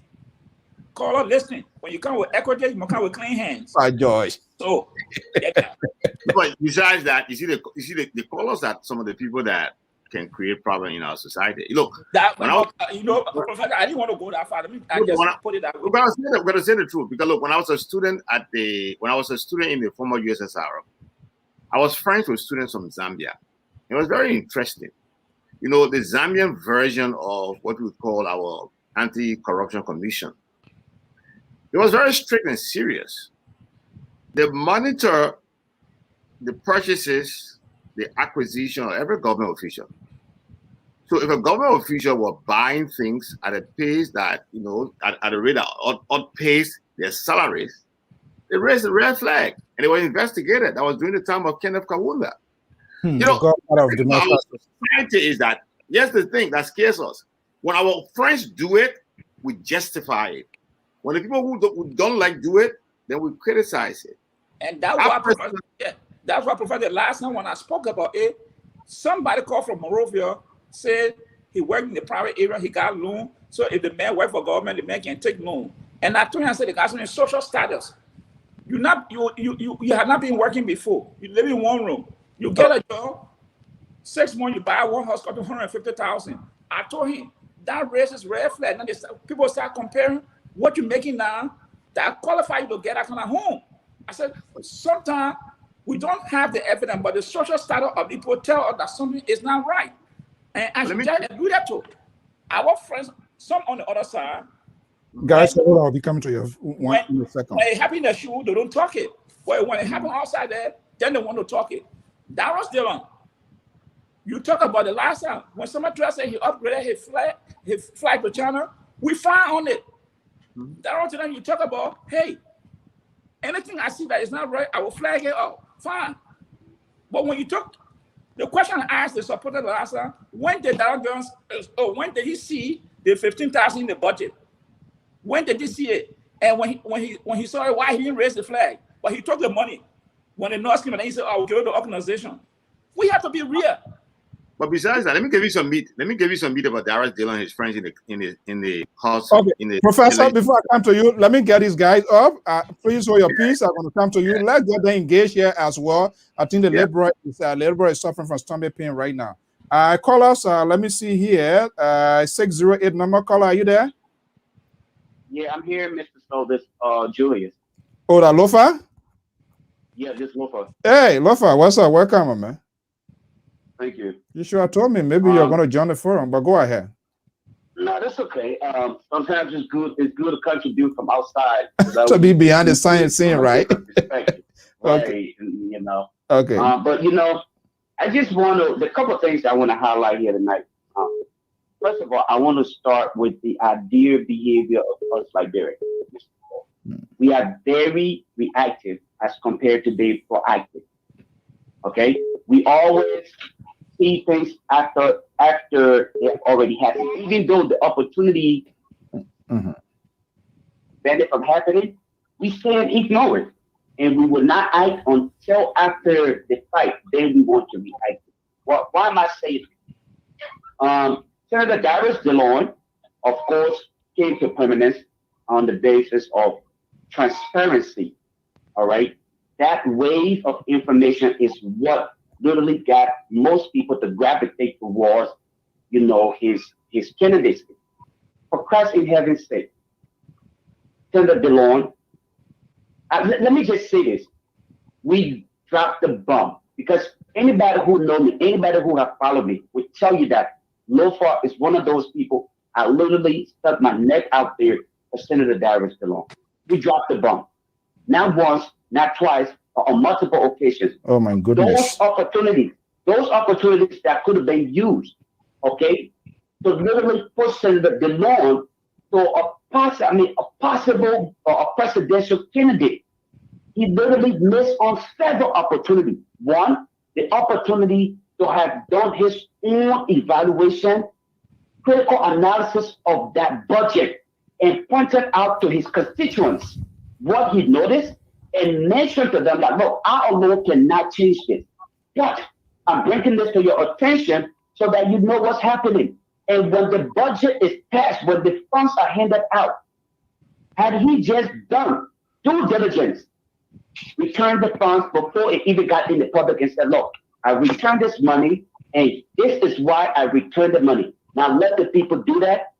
What we're listening to today, the conversation would have been different. Should DeLon not run for the presidency? Should DeLon not run for the presidency or something else? Secondly, I want to speak on this, so just quickly, and then I will give you the opportunity. Yeah, quickly, before I go to the next person and go to my panelists. Okay, somebody said something about, DeLon DeLon having his own money and he can afford to purchase his own flight ticket. I don't think the concern of most Liberians in the diaspora is whether he can afford the purchase of his own ticket. The first time that information came out, DeLon could have come out and said, guys, you all know I work and I can afford to purchase a business class ticket. Yes, I did. One deal. It would have been a 2-day conversation. We all would have participated. It would have been dead. But now this is a conversation that is going to remain with him throughout his political career. You know why? Because if and only if the information we are getting is true, he lied to the public. He's no longer the light, or he is the light that is dim. It's not the issue of whether he can afford. It is the issue of he lied to the public if he did. Okay. That's what we're doing today, and that's why we have to fight again. All right. Thank you so much. Thank you so much. Let me go to this 502 number. Please make it brief as possible and go back to my analysts and contributors here to get their take. Are you there, Ty? 502 number.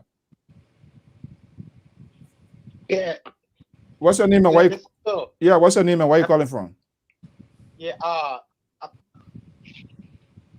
I'm calling from Kentucky. This is Adolphus. Okay. Adolphus. Thank you for coming on. What are we going wrong with here? Yeah. Thank you so much for bringing me on here. The problem is, I think there was, a caller that said something about the minister about the car. I mean, first of all, we got to understand how much the minister is making. And that particular car that he showed on Facebook on video, that car, if you really look at that car from the 2018 model, it's called the $75,000 to $80,000 United States, United States data. So guy is making like $2,500 a month. Where would this guy get his money for the Porsche? Maybe the man won lottery in Liberia. The people are there backing him because he bought his wife, a birthday cake, this and that. We don't care about wife birthday car. It's Liberian people money, taxpayer money. These guys are playing with so. I think people need to sit there and think twice. Okay. Secondly, on AP Darrell, DeLon issue, I'm a little bit disappointed. I really supported DeLon from all angles because we defend him, we supported him, we do what we could do for him today to play where he is now. If DeLon act as bad, DeLon should have posted that ticket on social media. He know that he doesn't fly economy. He fly a business class. And he told he think he go post on Facebook and tell I don't know why he's gonna address the issue. I don't know how he's gonna read it. Do you have let me ask you, my dear brother Gus, do you have the guts when you have the opportunity to speak with DeLon to say what you are saying right now, or when you're meeting, that's a different thing? I would definitely gonna tell DeLon the truth. That's what we need to do, because look, unfortunately that is not happening in our society today. Everybody more or less is protective of their own, and and just take a different side of the whole thing here, and that's the disappointing aspect. 30 seconds, go ahead. Exactly, that's the problem we're facing today now. Okay, because some people are so close to DeLon or whatsoever. So if they don't do something, wrong, let people be ever come out and say. So I mean, I was on this guy, what's the guy? Spoon TV today. You know, when I listen to the journalist say that breaking news, how the wow. And they called, they called him to tell him about his wrongdoing. He think like he don't even want to respond to these people, and you know that he did something wrong. All right, thank you so much, Mama. Okay, talking to that, let me go back. We are going to go much further deeper to make the news proportional. The man who broke the story, he's a friend and colleague, is the news bureau chief of the Front Page Africa, Lina Dodoru. That's him right there. We were at a convention, Aja convention, a couple of years ago in Minnesota, and he's going to be joining me here tomorrow. How this whole thing came about, whether he was fair in reaching our deadlines, what was the conversation involved? We're going to have that. But let me go back to my guys here. These are the frustrations, disappointment. Once upon a time, people that they support. Here we have other people on the other side of the wall. They stand firm. They build that wall of Jericho. You know what? We are standing to you. We are standing with you to the day end.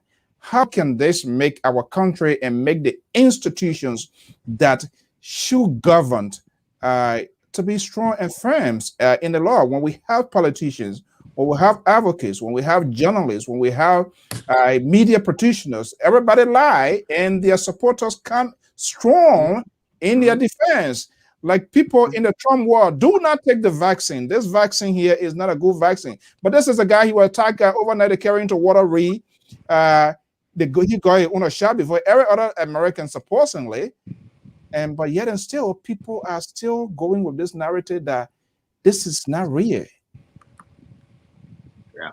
You know, I tell you one thing, you know, again, we have a serious problem as a society. I always say it's not that I want to sell what I do. But one of the things that drove me to the establishment of schools in Liberia was to find a way to help create a new mindset in Liberia. And that's why one of the things I stress for my staff every day, how can we change the mindsets of our people? How can we get our people to, you know, have integrity? How can we get our people to see the truth and call it the truth, see the black and call it the black, see the white and call it the white? Look, as it stands right now, our people are dumb. Look, take for example, look at some of the prominent politicians we got in our country. You got Darius Dillon, you got Yeke Koluba, right?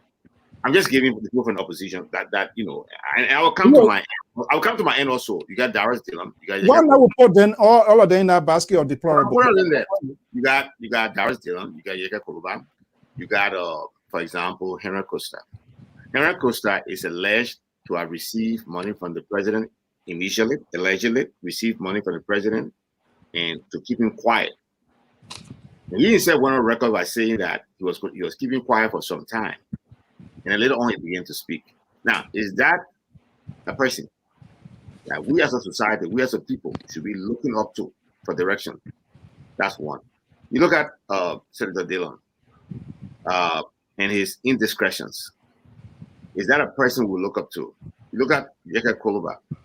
Is that a person we look up to? And you even bring, I think I talk about, you come to the CDC. I watch Representative Solomon George behave in the legislature. Using what I call Mancos. Yes. Because he beat somebody up. That he loved it. Right? Yeah. I also saw a young man who I have a lot of respect for flaunting wealth on Facebook.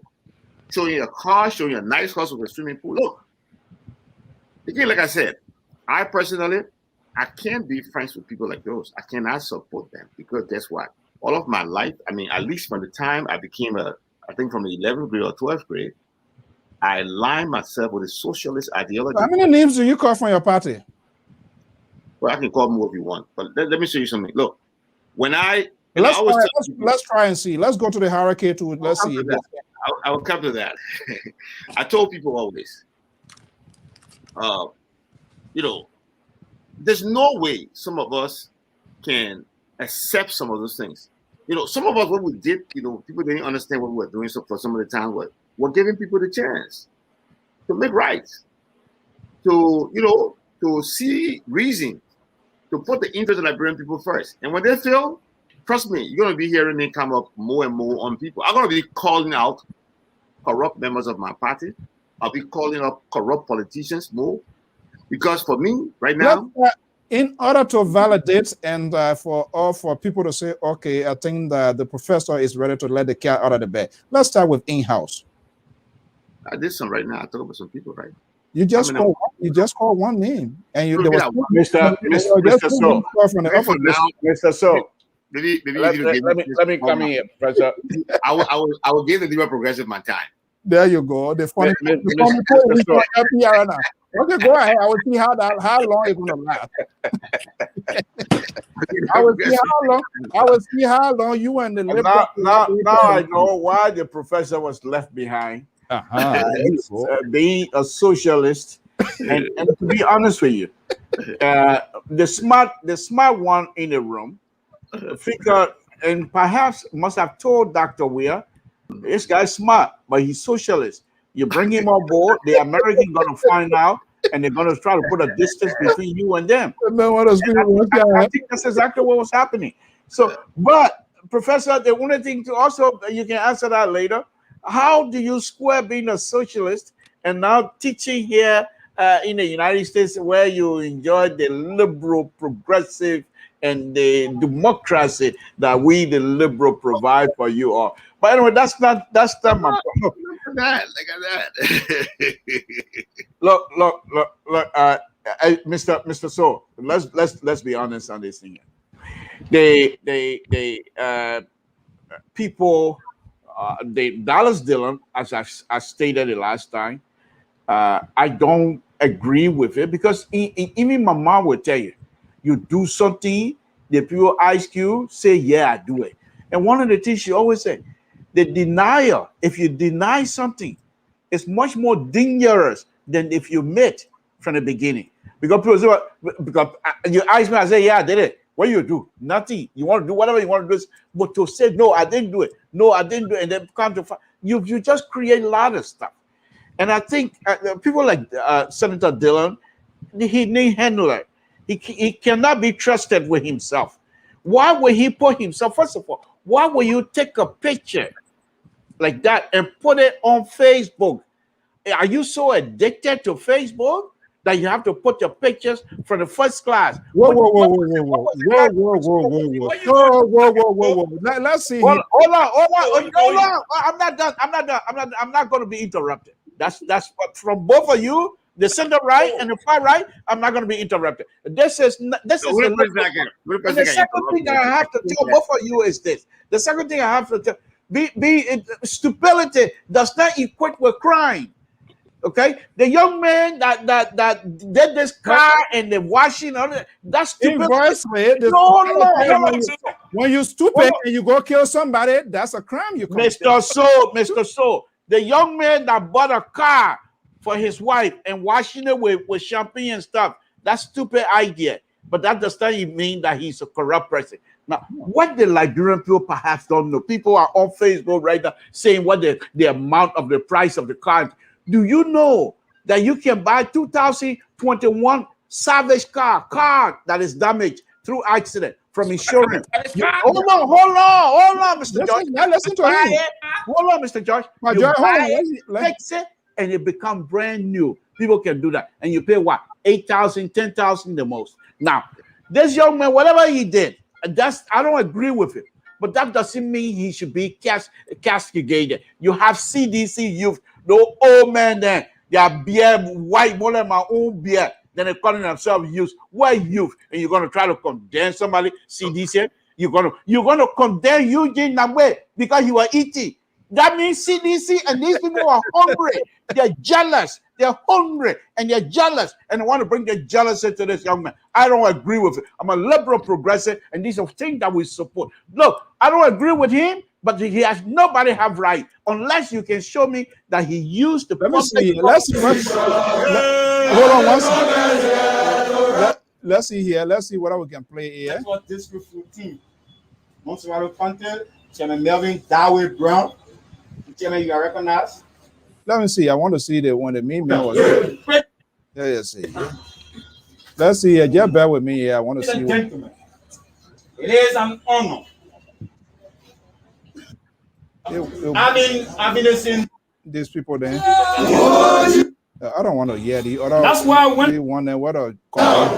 What a compound. I try to see this guy here. It's a day of a fiery speech. And so today, I will only begin by welcoming our friends from the Folk Estate, members of the press. I think there are very few groups in this country that are committed to the full emancipation of our people as compared to members of the press. And so for those of us who will present the opportunity to sell our ideas to the population, every time we man this podium to speak to you, we must be very grateful. We thank you for tenacity, we thank you for your hard work. But today, as I said, it's a day of battle. And so we go strictly into the official press statement. Viva, viva, viva, Newly viva! Viva! Viva, viva, viva, Sisi viva! Viva! Viva, viva, viva, Senamol viva! Viva! Viva, viva, viva, Fredonia viva! Viva! Amanda! Away! Amanda! Away! And luta continua. So, as I said, we go strictly into the official press statement of the Revolutionary National Youth League of the Mighty Coalition for Democratic Change. Coalition for Democratic Change, Revolutionary National Youth League, Bernard's Compound, Topman Boulevard, Congotown. July 9, press statement for immediate release. The Revolutionary National Youth League of the Mighty Coalition for Democratic Change condemns in its stoutest term the reckless display of wealth. Condemn in the stronger terms, reckless. You should listen to it a little bit. Yeah, a little bit, yeah. Okay, all right, fair to say it. We will do that for the benefit of the audience too. On the part of Assistant Minister J. Emmanuel Porter, the action of Emmanuel Porter, who couldn't afford $2,500 United States dollars years back, within less than 3 years, is displaying wealth and popping champagne on a luxurious Audi Q7 vehicle on Facebook. We have no interest in how the minister should expend his quote-unquote salary, but we want to remind him that a citizen government is a government of the ordinary people and is intended to uplift the lives of the ordinary masses.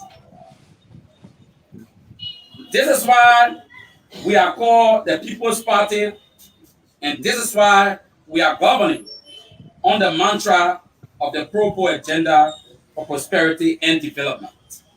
Yeah, you can call it as you want to. The essence of the Pro-Poor agenda is to alleviate.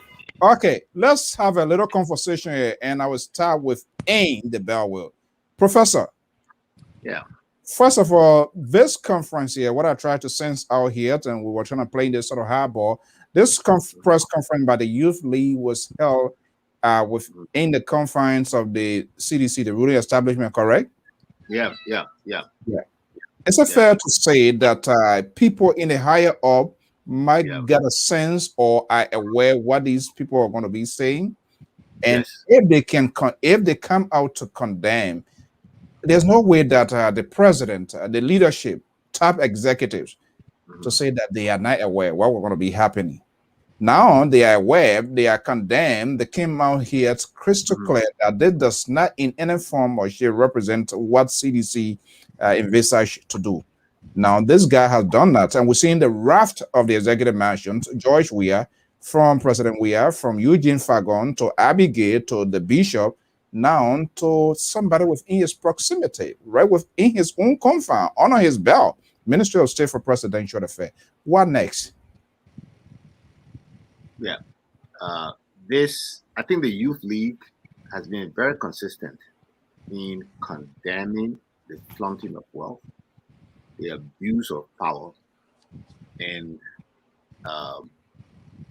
disrespecting or abusing the trust of the Liberian masses. You see those youth, the young people who are speaking, they are leaders of the marginalized, the poor young men. By whom? By whom? They are marginalized by governments, repeated governments. And for CDC. this individual, including, I think, yeah, I can include the CDC government in that for now. For this young man to be flaunting wealth in that way is disheartening. It contravenes what brought us together as a party and a movement. Like I indicated to you, I was very clear in my position when I was joining the CDC. I am a socialist. I believe in equitable distribution of the wealth of the country. I don't think it's right for anybody to be a millionaire in Liberia. Neither do I think it is right for somebody in less than 3 years on the salary that young man is making to be able to afford and display wealth in that kind of way. I think that young man should be fired. He should be investigated to find out whether he got that money, through decent and fair means. And if not, he should be turned over for full prosecution. And this is the direction our country should be taking. We should not see people getting wealthy overnight. I condemn it during the Tubman administration. I condemned it during the Doe administration. I condemned it during the Taylor administration, during the Ellen Johnson Sirleaf administration. I will condemn the same thing now. It's just totally wrong. Look, as a proprietor of 2 schools in Liberia, I know the pains of the Liberian people. And I know how that woman who is appealing to me to waive for students or child's tuition, I know how she feels when she sees that. That somebody will take champagne. That woman can barely find food to feed her kid. And somebody will spend money on champagne and spray on a vehicle. Yeah, liberal says that no problem. I almost leave the show right now to even say that. I want to cry. And I don't want the public to see me crying. Nah. Let me come. Pajo, why now we do the audience a favor to see what this looks like, right? Let's see here. Let's see here this guy chilling. She's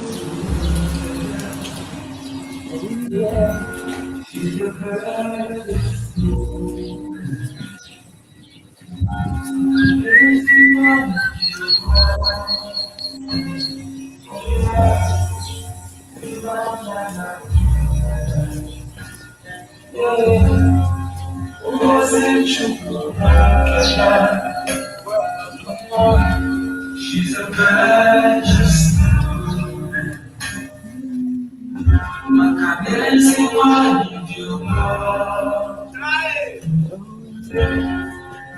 She's very strong, a woman of dignity. Woman of dignity. She's powerful. Oh my goodness. Woman of substance. There you go. A beauty so great. A beauty that evidence. You check it out that the Kobe Bryant operation he carry on with. Always, baby. Always. I love you. Happy birthday, baby. You guys so now.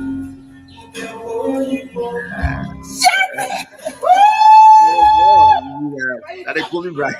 Look.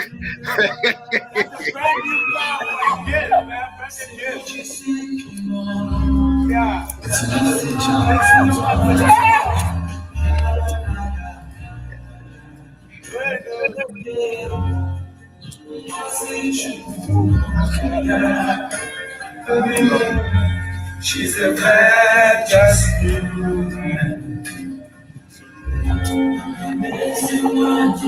Real MVP, baby.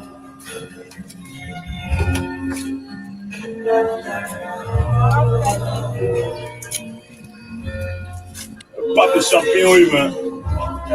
Yeah. Yeah.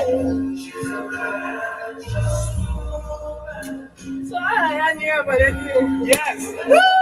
Woo! Life goes on. Okay, guys, I don't know. You check behind that man playing the Kobe Bryant thing. Maybe then I catch you with someone like girlfriend. He won't quiet out. So, Flavor is a woman of substance, woman of dignity. Flavor is in the background. Champagne is being poured. Let me go to So there are different stories. I'm coming. Don't worry. Don't. They are different school of thought. Hey, people, life gotta go on. You know, other people say, "Hey, what the heck? Nothing wrong with it. This guy is celebrating his wife's birthday." And you have people from the liberal world say, "What are you talking about?" Let's start from Sacramento. So, look, I see the liberal progressive taking those. He won't do that thing tomorrow also. No, let's hear from the liberal. We've been talking behind it. Liberal, what's the deal here, Mr. So? Like I said, this whole thing is stupid. This young man should have known better. His action is not something that I would do or support. However, as a human being, he has the right to do whatever he wants to do with his money. And I'm hoping that's his money. Now, what we want to understand here is this. and perhaps I'm not the right person to say this, but I'll just say it. During the campaign, when CDC was campaigning in Liberia, it was dangerous for these young people. These young people were most of the time, and Professor can attest to that. Somebody died on a CDC campus. So to be able to run campaign when these young people are going from county to county in this mud, they suffer a lot. That's a payback. Hold on. Yeah. I'm not too sure whether it's this young man. I'm just saying something. They suffer a lot. And so some of them, when they get these kinds of positions, and when they were going through this process of suffering, trying to bring CDC to power, it was some of these girls that was at home cooking. Some of these girls, while these young men were out there suffering, campaigning for CDC, were minding the children. Why some of these guys didn't even have nothing. Some of these girls stay with them. So to see a young man like they try to lavish whatever lifestyle it is on his wife, I have no qualm. Unless this money that he's using comes from the Liberian government. But if it's not from the Liberian government, he has the right to do whatever it is he wants to do with his money. It doesn't pass a smell test. It doesn't pass decency, because Liberians are suffering at this time, but we should not demand that this man be removed. We should not demand that this man need to be. That's jealousy, and this is who we are. That's jealousy. Okay, that's unbecoming, and we cannot accept that. And me, as a liberal progressive, I stand behind this man to lavish his own money any way he feels fit. There you go. That's the beauty of this network here. That's the Bernie Sanders of LPR here at No, he's not Bernie Sanders. Bernie Sanders will not support that. Look, okay, come on, George, respond, George, and then we'll go to the phone calls, phone lines here is bossing. What you lay all here, if that's what everybody going to use in Liberia, because you suffer for the party, you walk, you sacrifice your wealth, made this thing. So when you get a job, you can spend, and you can buy anything the way you want. You can displace it anyway. But here's the thing: here, the danger of that. Not everybody that suffer with the CDC today are in the position that young man or other people find themselves in. That's the danger. Second, displacing that, you become insensitive to the plight of the people that you say you support or you for them. It could be your own money, but the uptake of it, that's what we're looking at. That's what I'm looking at. If that young man with a boy and get the whole quiet, they will not be talking this. That's right. Well, suppose, okay, let me use this. Somebody here use a woos and kind of spray the car without a champagne. Will we still have the talking point? No, listen. If that young man boy can give it away, no champagne, no camera, we will not be here talking about this. But when he do that, what he did there, his action began to the people, insensitive to the people that he represents, because he's saying for the poor. Today in Liberia, someone who cannot afford to find $40 to send a child to school, and he run a car, maybe I should say maybe 10,000, maybe he bought it as service car, whatever. You do that. What do you think that people think of the government, that they think that they work to put in power? Yeah. Let me go on the flip side again. Let me go to the youth league. Hold on there, boys. When you realize that this kind of massive way we're being displaced, when President William buried her in 6 months' time, did people question him? Oh. When Mobile Molu is running similar car, have people questioned Mobile Molu? Akara Gray? Akara Gray, who display Mercedes Benz? Why did you leave? They spoke about it. I want to tell you people are not the people to talk about this issue. Because it happened to this man today. He may be on the wrong side of you people, so you're coming here to condemn him. But the scenario that I just raised, 6 months, President, we have been for the NACON loans. What was the ULI? Did they ever raise question? No, nobody raised anything. So That's an issue. Why are you It's hypocritical. And you, Mr. Todd, you every time you put George Weah for the NACON loan, condominium. Why you didn't say that George Weah work for his money? hey, they want my hand inside. Why you didn't say that? Mr. George, perhaps you didn't watch my show. Will you please wait for Pa George to finish his statement, please? And after George, the professor got to talk. Why you didn't question that? But you put it up, they said George Weah, he acquired one all night. He got a binder of error. You got a binder of error. Those banners are there. Can you display those banners? Let me see. That young man in the midst of COVID-19, at your poverty, displacing wealth. And when Patterson said he should be fired, who's your Professor Zagwe, you say, oh no, that envy and jealousy, I will not go that route. But if you will not go that route, then why question George Weah? I don't even know what I meant to see teacher, first of all. All right. So let me, Professor. Yeah. Professor, do you see? Okay, let Amos Joy come and I will come to you. These young people must be careful. If you want to be that person, then you got to walk that road straight. Because it's a hierarchy that did it, you don't call it. Because it's your colleagues that did it and you find it on him. So usually, please, for me, that act like an hold. Let me rest there.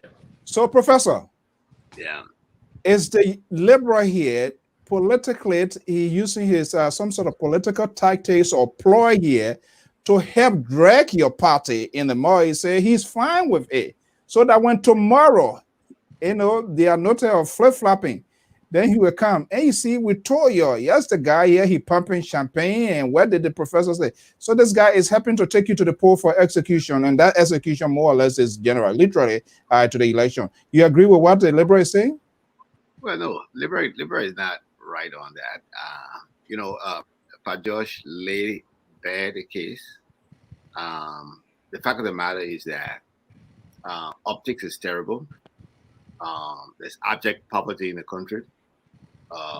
Spending $50 or $20, $25, whatever the cost is, on a bottle of champagne just to spill it on a car could have put a nutritious meal on the table of so many kids. So it's so unfortunate that that young man could do that. Now, anybody who's doing that is wrong. Now, you see, when it comes to the president, I don't want to be seen as a liar. I don't want my argument to look, I don't want to be seen as being hypocritical. But from my understanding and from my knowledge of the president, I don't know whether the president built all these villas and condominiums you people are talking about. But what I can say, from what I know about the president, I think if the president wanted to use his own resources to build all those things, he could have done it. And so if he did actually build it, I think he had the resources to do it based on what I know. What are you talking about? I'm talking about the I'm hearing you. I'm asking. Yeah, what I'm saying to you is that now the optics could be. I don't agree with the timing of it. I don't. I don't agree with the timing of it. Why you don't agree with the timing? I just think it was too early. I think acquiring, when you come to power and you acquire a government that you say is broke. I think you want to get down to doing the people's business, and then as the economy begins to grow, then maybe you can start to grow in that direction along with it. Because whether or not you had it before, as long as you are doing it, once you came to power, people will raise the red flag. 6 months. And if I was in his position, and when the people raise the red flag, I think it's reasonable that the people will do so, because there's a lot of doubts, a quandary. Hey, Professor, I think you are having a tired, Professor. Mm-hmm. You are having a tired tone in explaining this here as compared to I'm coming. I'll give you a fair share because you were when it came to Minister supported, you were very much vehement, but this one year you finding it very difficult finding words to put together to defend the president. No, I don't think so. I'm not defending the president. I said to you very clearly that the president and supporters are two different situations. The president, I know for sure, has wealth enough to build several mansions in Liberia. Besides having the wealth, actually, physical money. But do you think so? Because this thing seems not to go away. Now, this is the beauty of history. What this minister did under the belt of the executive mansion, because he's within the presidential, he has created another flashback to say, okay, well, maybe this is what what his leader did. So who cares? And nothing going to come out of it. So I'll be right. I want to be right, because again, like I said to you, President Weah has the resources that he could have used. So okay, so then let me ask you. You said there was not the right time. So do you think what this minister did? Does the president have the courage to take any administrative action against him? For what? Do you want that to happen? You say that. Yeah, at least. So then, on what grounds the president can dismiss the guy? He builds his own. There are a lot of apprehension out there. I don't know what are the tangible. And let me just say, because when I went to Liberia 2 years ago, when I heard about President Church giving this and that, I went to that church purposely. I talked to them like, hey, can I talk to people? And the minister, the spiritual advisor, namely, he said, okay. And I saw those condominiums, and I asked, who is maybe managing director or who is in charge? I want to sit to have a conversation. He said, what you want to know? You don't see it, and when you that's number. What you want to know? What you want to know? How you can start trouble? Blah blah. I said, no, I just want to know. This is what people saying. I just want to get to the. But I said, okay, the man who in charge, the man are in the country right now. When the man come in next year, okay, I agree with them. But what I'm saying, do you think this government has properly? Because it still put that sort of dent on the president's his decision-making, judgment, and all of that. Have they come out to adequately explain themselves on these things for it to go away once and for all? No, they haven't. They haven't done it. Even why? There's no way you can even explain it. The time was just wrong. There's no way you can explain it. He broke it. Mr. So, you just can't do it. He broke so it. you guys really on this Kumba here tonight. Okay, Mr. Professor and the center right and the far right, you guys on this Kumbaya stuff, it's not gonna fly with me. Look, I stand by what I've said about the president. I stand by what I say about this young man tonight, and I will still stand by whatever that I'm gonna be saying now. Mr. George, good thing that when we do these shows, we have YouTube and we can go back to make reference to it. Sure. Several times I made sure about the condominium that you're talking about. And one night I spent 2 hours on that. And my thing that I was saying was that it didn't pass a smell test. Yeah. Second, that the president, when they started, the access declaration was a big flag for every one of us. However, I said, in Liberia, and those of us that know Liberia, once you get into certain position, there are two things that will come to you, no matter whether you want it or not. That women and money, they will come to you, especially money from the Lebanese. Now, what to say that the Lebanese in Liberia did not ask Dr. Weah to get some money and build those things? We don't know those things. We cannot assume, even if it doesn't pass the smell test. Hold on. That when you were talking about Mr. So, are you gonna let him do that to me, Mr. So? Yes. Mr. So, are you gonna let him? Of course. Your honor covers sedition. So when he's disturbing me, you will do the same thing. So no big deal. I'm not gonna worry about that. But here's the thing. Here's the point that I'm making. So we can't assume that because the president sits on top of the huge Liberian people money, and so when everything that means, no, you have no proof. So there are so many things that could happen. The president could have got Joseph Bakai. He said he living and borrow money from the bank. What make you think that Dr. Weah can live from borrow money either? We want to see the receipt. We want to see who are you? You even got voting right in Liberia. You even get voting right in Liberia. And the LPR, I'm gonna let Dr. Wiadoka give receipt to you. You have one receipt. If you know you got power, talk to your legislature. Let the lawman, the lawmaker, let them go and approach the executive and say, what's going on here? Those are the people that have the ability to ask questions. But I'm saying you have the right to say and have the right to ask questions. But what I've said, and I will continue to say, that even though it doesn't look good, but that does not mean that Dr. Weah took the people money. That's always been my defense. But I can tell you the truth. Okay. I know for sure. I can tell you this for sure.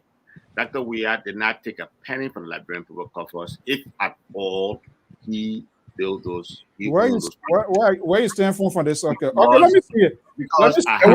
One other thing I want to make clear. Hold on one second here. I'm in possession. Hold on, Mr. So I'm in possession of a video that showed that entire compound in its entirety. Clearly show, and I have the video, but I'm not going to play it. Okay, if you don't have it, you're not going to play it. We don't want to know. Don't talk about it. Okay, let me go to your partisans. The former so they have what they call freedom of speech. Okay. So please, you can't shut me down on LPR. Okay, let me go to your partisan. The former chairman of Liberty Party, Mr. Ben Sanvi, is on the phone here. Chairman Sanvi. Mr. So, how are you? Good evening. How you doing? Welcome. First of all, let me do justice and greet my partisan, the ever potent liberal progressive. Oh my goodness. He is. Let me say something. You know, there's not a you can do a lot of arguing, but you can't do a lot of arguing about Liberty partisans and the strength that they bring to the conversation. Okay. So, Mr. Liberal Progressive, you have my honor, and I will be reaching out to you personally sometimes next week so we can start to tag team on how to deal with these CDC people on that show. Okay? Oh my goodness. I agree. But no, having said that, I just wanted to call I'm enjoying the conversation. You know, I try to catch it every night once we get off of our show. And thank you, Mr. So, for always recognizing when we log on. And just to say thank you and congratulations to the rest of the guys, the center right, the center left, my brothers from the CDC. I always say Cedicians, you know, they loved me when I endorsed them in the second round. Now they don't like me so much. I know, right? But it's a great conversation. I think we had this discussion on our platform, and I like what you guys are talking about. I think at the bottom line here, it has to do with optics.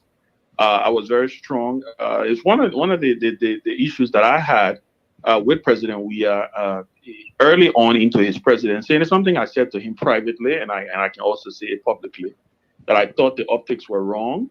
I thought he you know, and I think I forgot who the other panelist said it.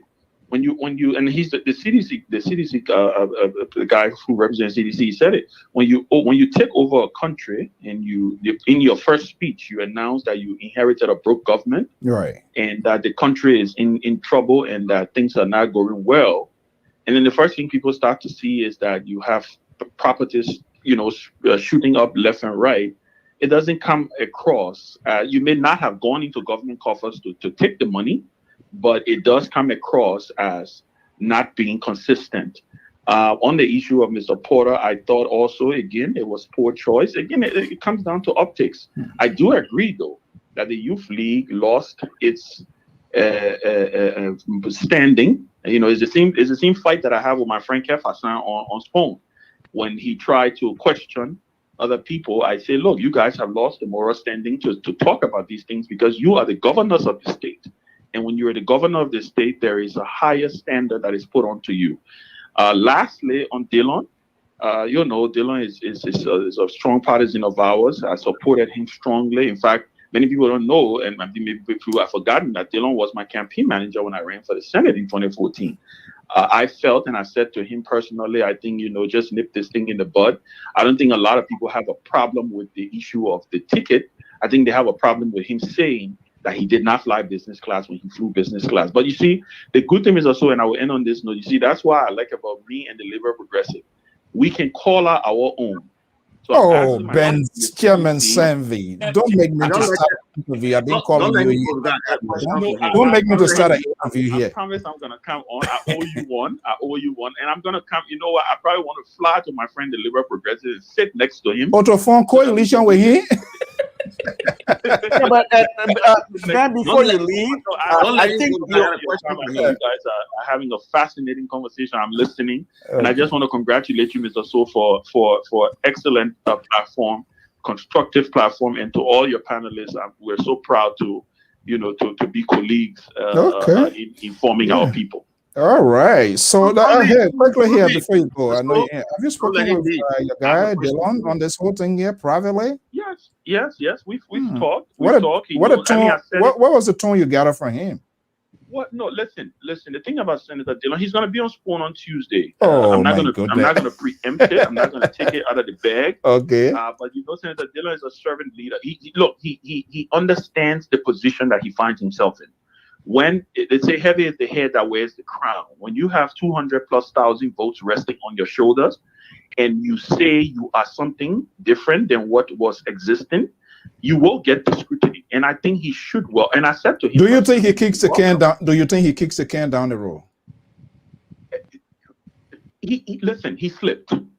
If and I can tell you, Is that yes to my question? Is that yes to my It's question? not- Well, So please, that's it. you know me and you in this game. Okay.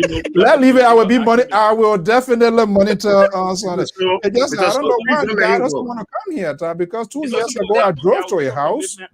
I will make a commitment to make sure I get him on your show. Yeah, a guy is my buddy. I drove to a house 2 years ago, and I went where Banave now. He in the tree now. He want to go down to see those who were down to. He will come. He will come. Okay. You know Mr. what? Solo. Liberty partisans, we remember our friends. There you. Oh my We don't goodness. get clouded. Don't let him That's go. why you see again. I will talk to my partisan, the Liberal Progressive. Thank you for holding our flag, Chief. Okay. Thank you for representing us on that platform. I know Mr. Soul can give you hard time a lot of time. He let us get a CDC. We go more time to talk, but we're back. Oh my goodness. Okay, Chairman Sammy, thank you so much. Don't let I will Chairman talk to Sammy my go. man since I've been branded that way here. I think okay, that's Chairman Ben Savvy. Thank you so Mr. much. Solo, I have a question for Mr. Sanvi. I think Sanvi gone though. We will soon be wrapping. Actually, Sanvi. Mr. So, you remember years back, for 2 or 3 years in a row, every time Ben comes to the United States, he always come on LPR for interviews. So he's not strange to LPR anyway. Okay. Yeah. But yes, what I was saying is, I wanted to ask Mr. Sanvi a question. I know you hear this question because I know he's listening. He took a hit on my young people, the youth league of the CDC. He said they lost the moral authority to do what they did. So my question to Ben Sanvi, then a young man in CDC will be thinking, does Chairman Sanvi has a moral authority to even be questioning government? You remember Mr. Sanvi's name appeared on a very infamous list? And he had to take a leave from politics for a certain period of time. And apparently, I don't know whether he resolved the issue or he didn't resolve the issue, but now he's questioning others. But Professor, now you're giving out one of those Politburo type of comment here tonight. And we're not in Soviet Union. Remember that. So you can't say because you don't know, therefore it exists. That's communist idea. When I'm going to allow that one. What are you saying? What are you saying in that direction? What did I say?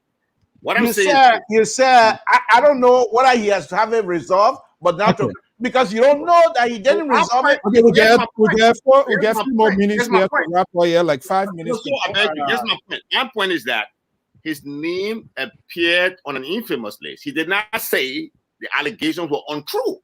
He said he needed to take time off politics to address it. It was alleged that he received money to do a business, and the business was not done.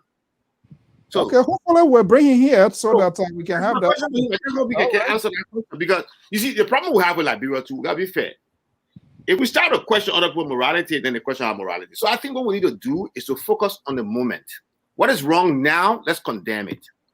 Because what he did.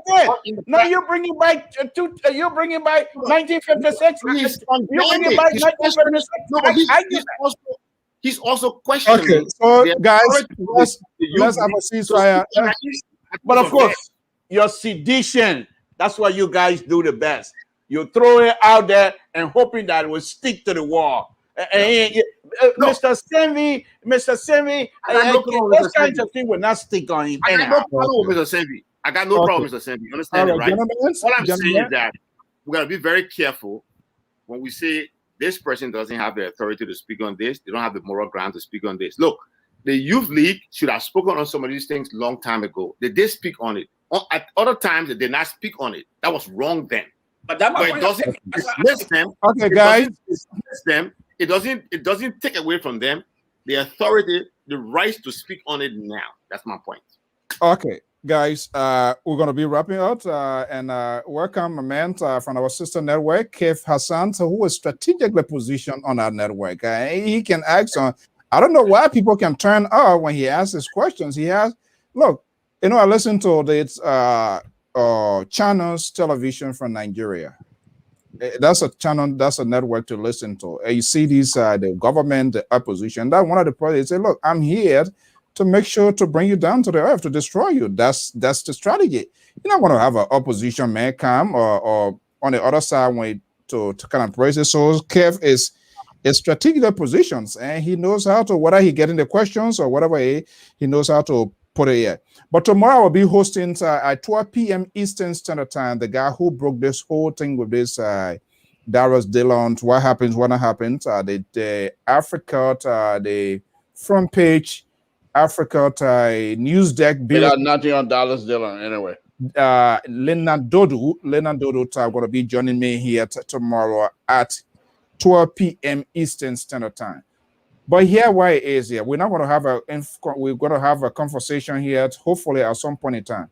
But Rodney Seed, he was on Spoon Network today, and he said Darius Dillon succumbed to Nyomli Kangat Lawrence. He's messing up, he's screwing up, he's missing the mark. There are a lot of sycophants around him, and he's missing his opportunity. So it's just going to be a yes or no, even though this is not a Sherman Brown ELTV something. Liberal, is he messing up? Well, this is what what's his name? Ronnie Shea is very good at. He's a journalist, but sometimes he comes across as being a political henchman, and so sometimes he's writing, and that's what I call him double-edged sword, because sometimes he will write things and you're going to enjoy it. And certain time, he will tell you exactly how he feels. He's a good journalist. I have no qualm with it. I don't agree with, especially when it comes to Darius Dillon, the statement he's making. I think it's an erroneous statement, but that's what he does. He's a journalist. Where is the danger here? Should Darius Dillon continuously to go in fight with Rodney Sear or any media? I haven't seen anybody, any government that's no go ahead with media institution. No, Darius Dillon, if I was advising Darius Dillon, I would cool off. I'm not going to argue with anybody. In fact, if I was advising Darius Dillon, tomorrow or Tuesday when he go on Spoon, where thousands and thousands of Liberians going to be watching, will be the perfect time for Darius Dillon to take this thing down and clean it up. Apologize to the Liberian people because we know exactly what happened. First of all, even if you use your own money, but the mere fact that you were out there and flaunting the picture, I'm not too sure whether you're addicted to Facebook or what have you. I think you own it because that's what Darius Dillon is very good at. Is taking responsibility of his fault. So I think if he comes on Tuesday, if I was advising him, I would tell, because that's not going to end his political career. In fact, if he takes responsibility and fully apologize to the Liberian people, it will strengthen him more than it is right now. Because people like Mr. Amos George, who is a center right, and the professor, CDC professor, and the far right conservative will have nothing else to talk about. And I, as a liberal and the Liberty Party person, USA that is, I will always shine here on LPR because Darius Dillon light is going to be shining here as well. Okay, before I come to the professor, Amos George, Yeah, let me say Let's this. have a pattern here. You heard the liberal here. Does Dylan has a patterns of coming? Do you think you're going to apologize, or you're going to take defiant position to defend his action? Let me say this. This is not Dylan first time. Okay, something happened about 6,000 or something last year. Then he came out. He said, "Oh, it was this or that." You see me, so I follow pattern. I like investigation. I follow pattern. I love that, but I cannot trust him again. What? Can you say that over? You what? I like him as a human being. I can't trust him again. Because the first time you said that was a mistake. The second time, I deny it. Then to me, it is a pattern. And for every time when you come, when the pressure comes, you say, "Oh, I take full responsibility. I can't trust as a leader because I don't know where you stand." For his supporters, that's it.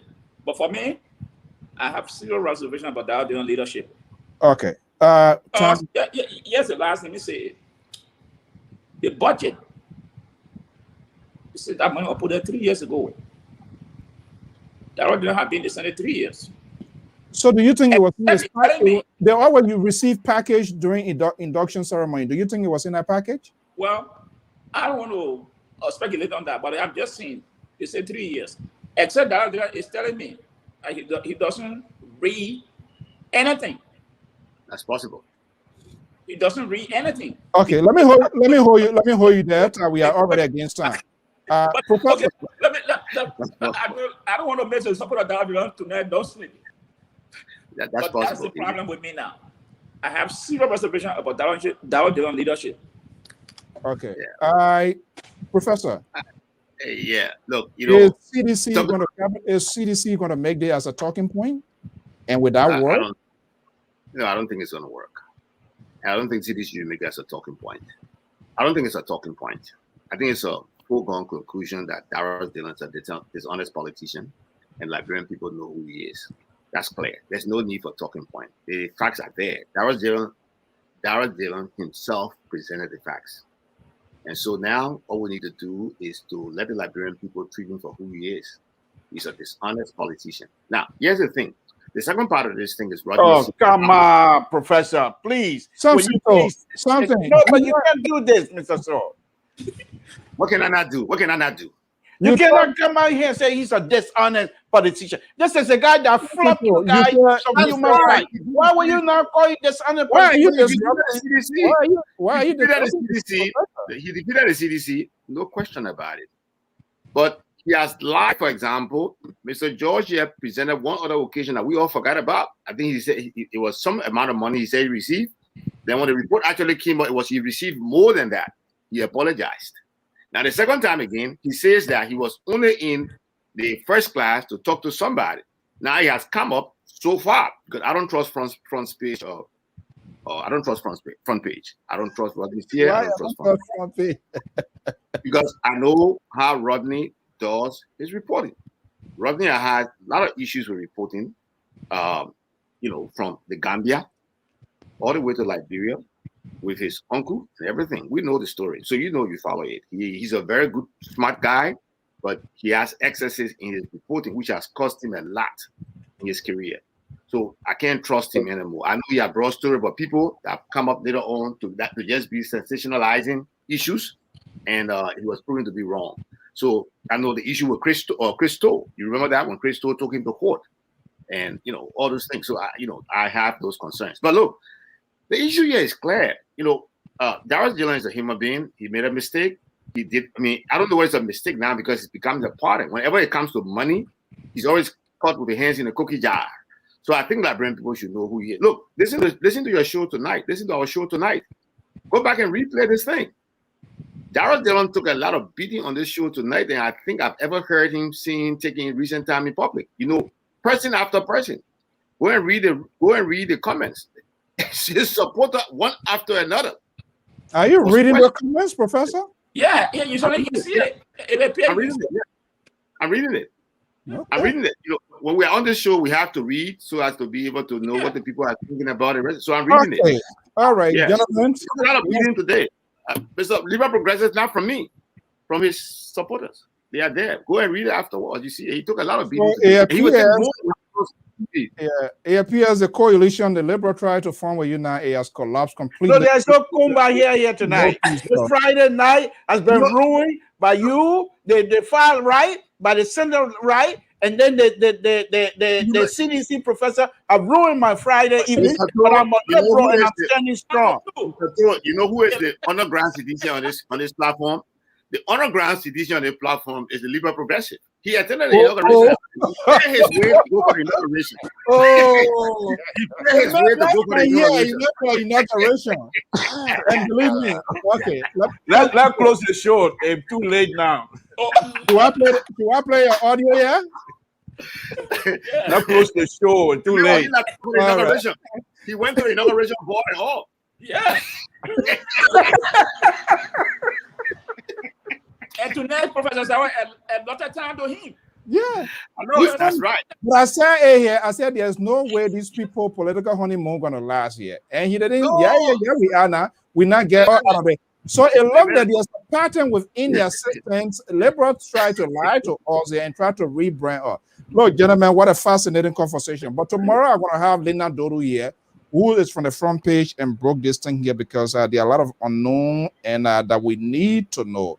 Guys, I want to thank you so much for your time, for your commitment, and for making the news proportionate. Until then, I'm Alfonso Ziensot, Emma George, senior contributor for Atlanta, Georgia, Professor Asese Labozawlo from Baltimore, and the most liberal on this network, Liberty Party-based USA member, Samson.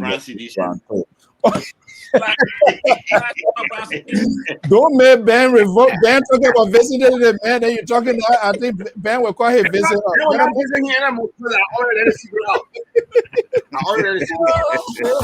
The next time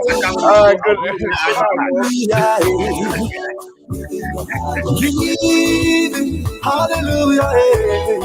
All right. Hallelujah. Well, folks, that does it this evening. We want to thank all of our followers, viewers across Liberia, certain part of the world. This is what we do to discuss Liberia, not to be personal, but we are all eager in different form and shape to make sure Liberia is all well. Tomorrow afternoon at 12 p.m., Crossfire, I'm going to be hosting Lena Dodo, is the new Bureau Dex, chief of the Front Page Africa, who broke the news. What happens? Was there any conversations? And how this publication came about with many other things we're going to be discussing. And let us wrap up here with this bulletin.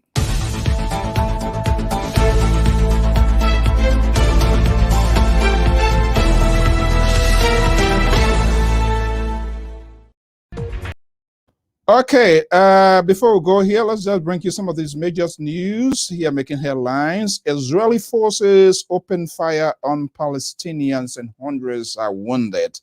Taliban claim most of Afghans after the rapid gains in the fight. That's quite crazy. The U.S. is pulling out and the Taliban is now taking control. Macron to France have shift France forces off in the West African troop draws down, and the Haitian police arrested foreign commandos in Moise assassination type plot. And but what is still remaining is that those that are behind who masterminds the plot, they are still alive. 26 Colombians and 2 Haitian Americans are involved.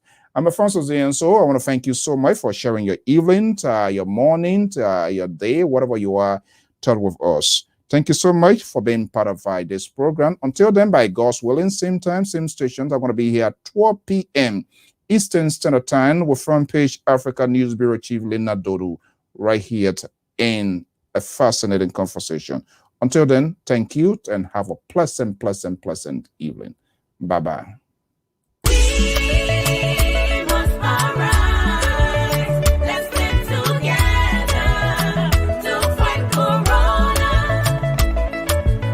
everybody. My name is Rose Kebekaiwo, and I bring you a message from the office of the Vice President of the Republic of Liberia, Mama Joel for short. Her name is Chief Dr. Joel Howard Taylor, and she wants you to apply all the necessary measures when it comes to this coronavirus. I just want to thank you. Thank you.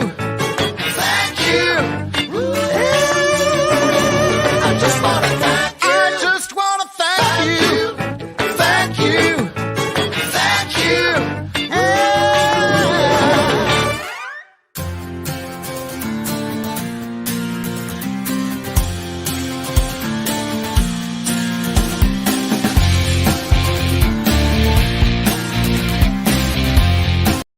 Comme même c'est là la bia le sésimo là ka kona le sésimo ko lu ga ko si ko ke ga le gere ya yo le anu le kona la sa le coronavirus be ya be anu le la bia si anu le sésimo kona le sésimo mais sésé o wa bi akre so amo ye kwa sésé kwa bo aple kwa komple mine don wa iko pa ile mo I ti se bo iko pa ile mo I kwa no play I pega iko pa ile mo I pe ya ibe mo bi boaga ipe ya ibe mo ide ide lo go ile ke lo mi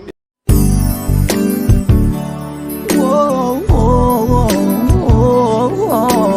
Love is all we need to make it stick. This is the time to come together. Keep Liberia safe forever. Open up your heart, let the unity begin. Love is all we need to make it stand. Let's cultivate one another. Learn to live together as brothers and sisters.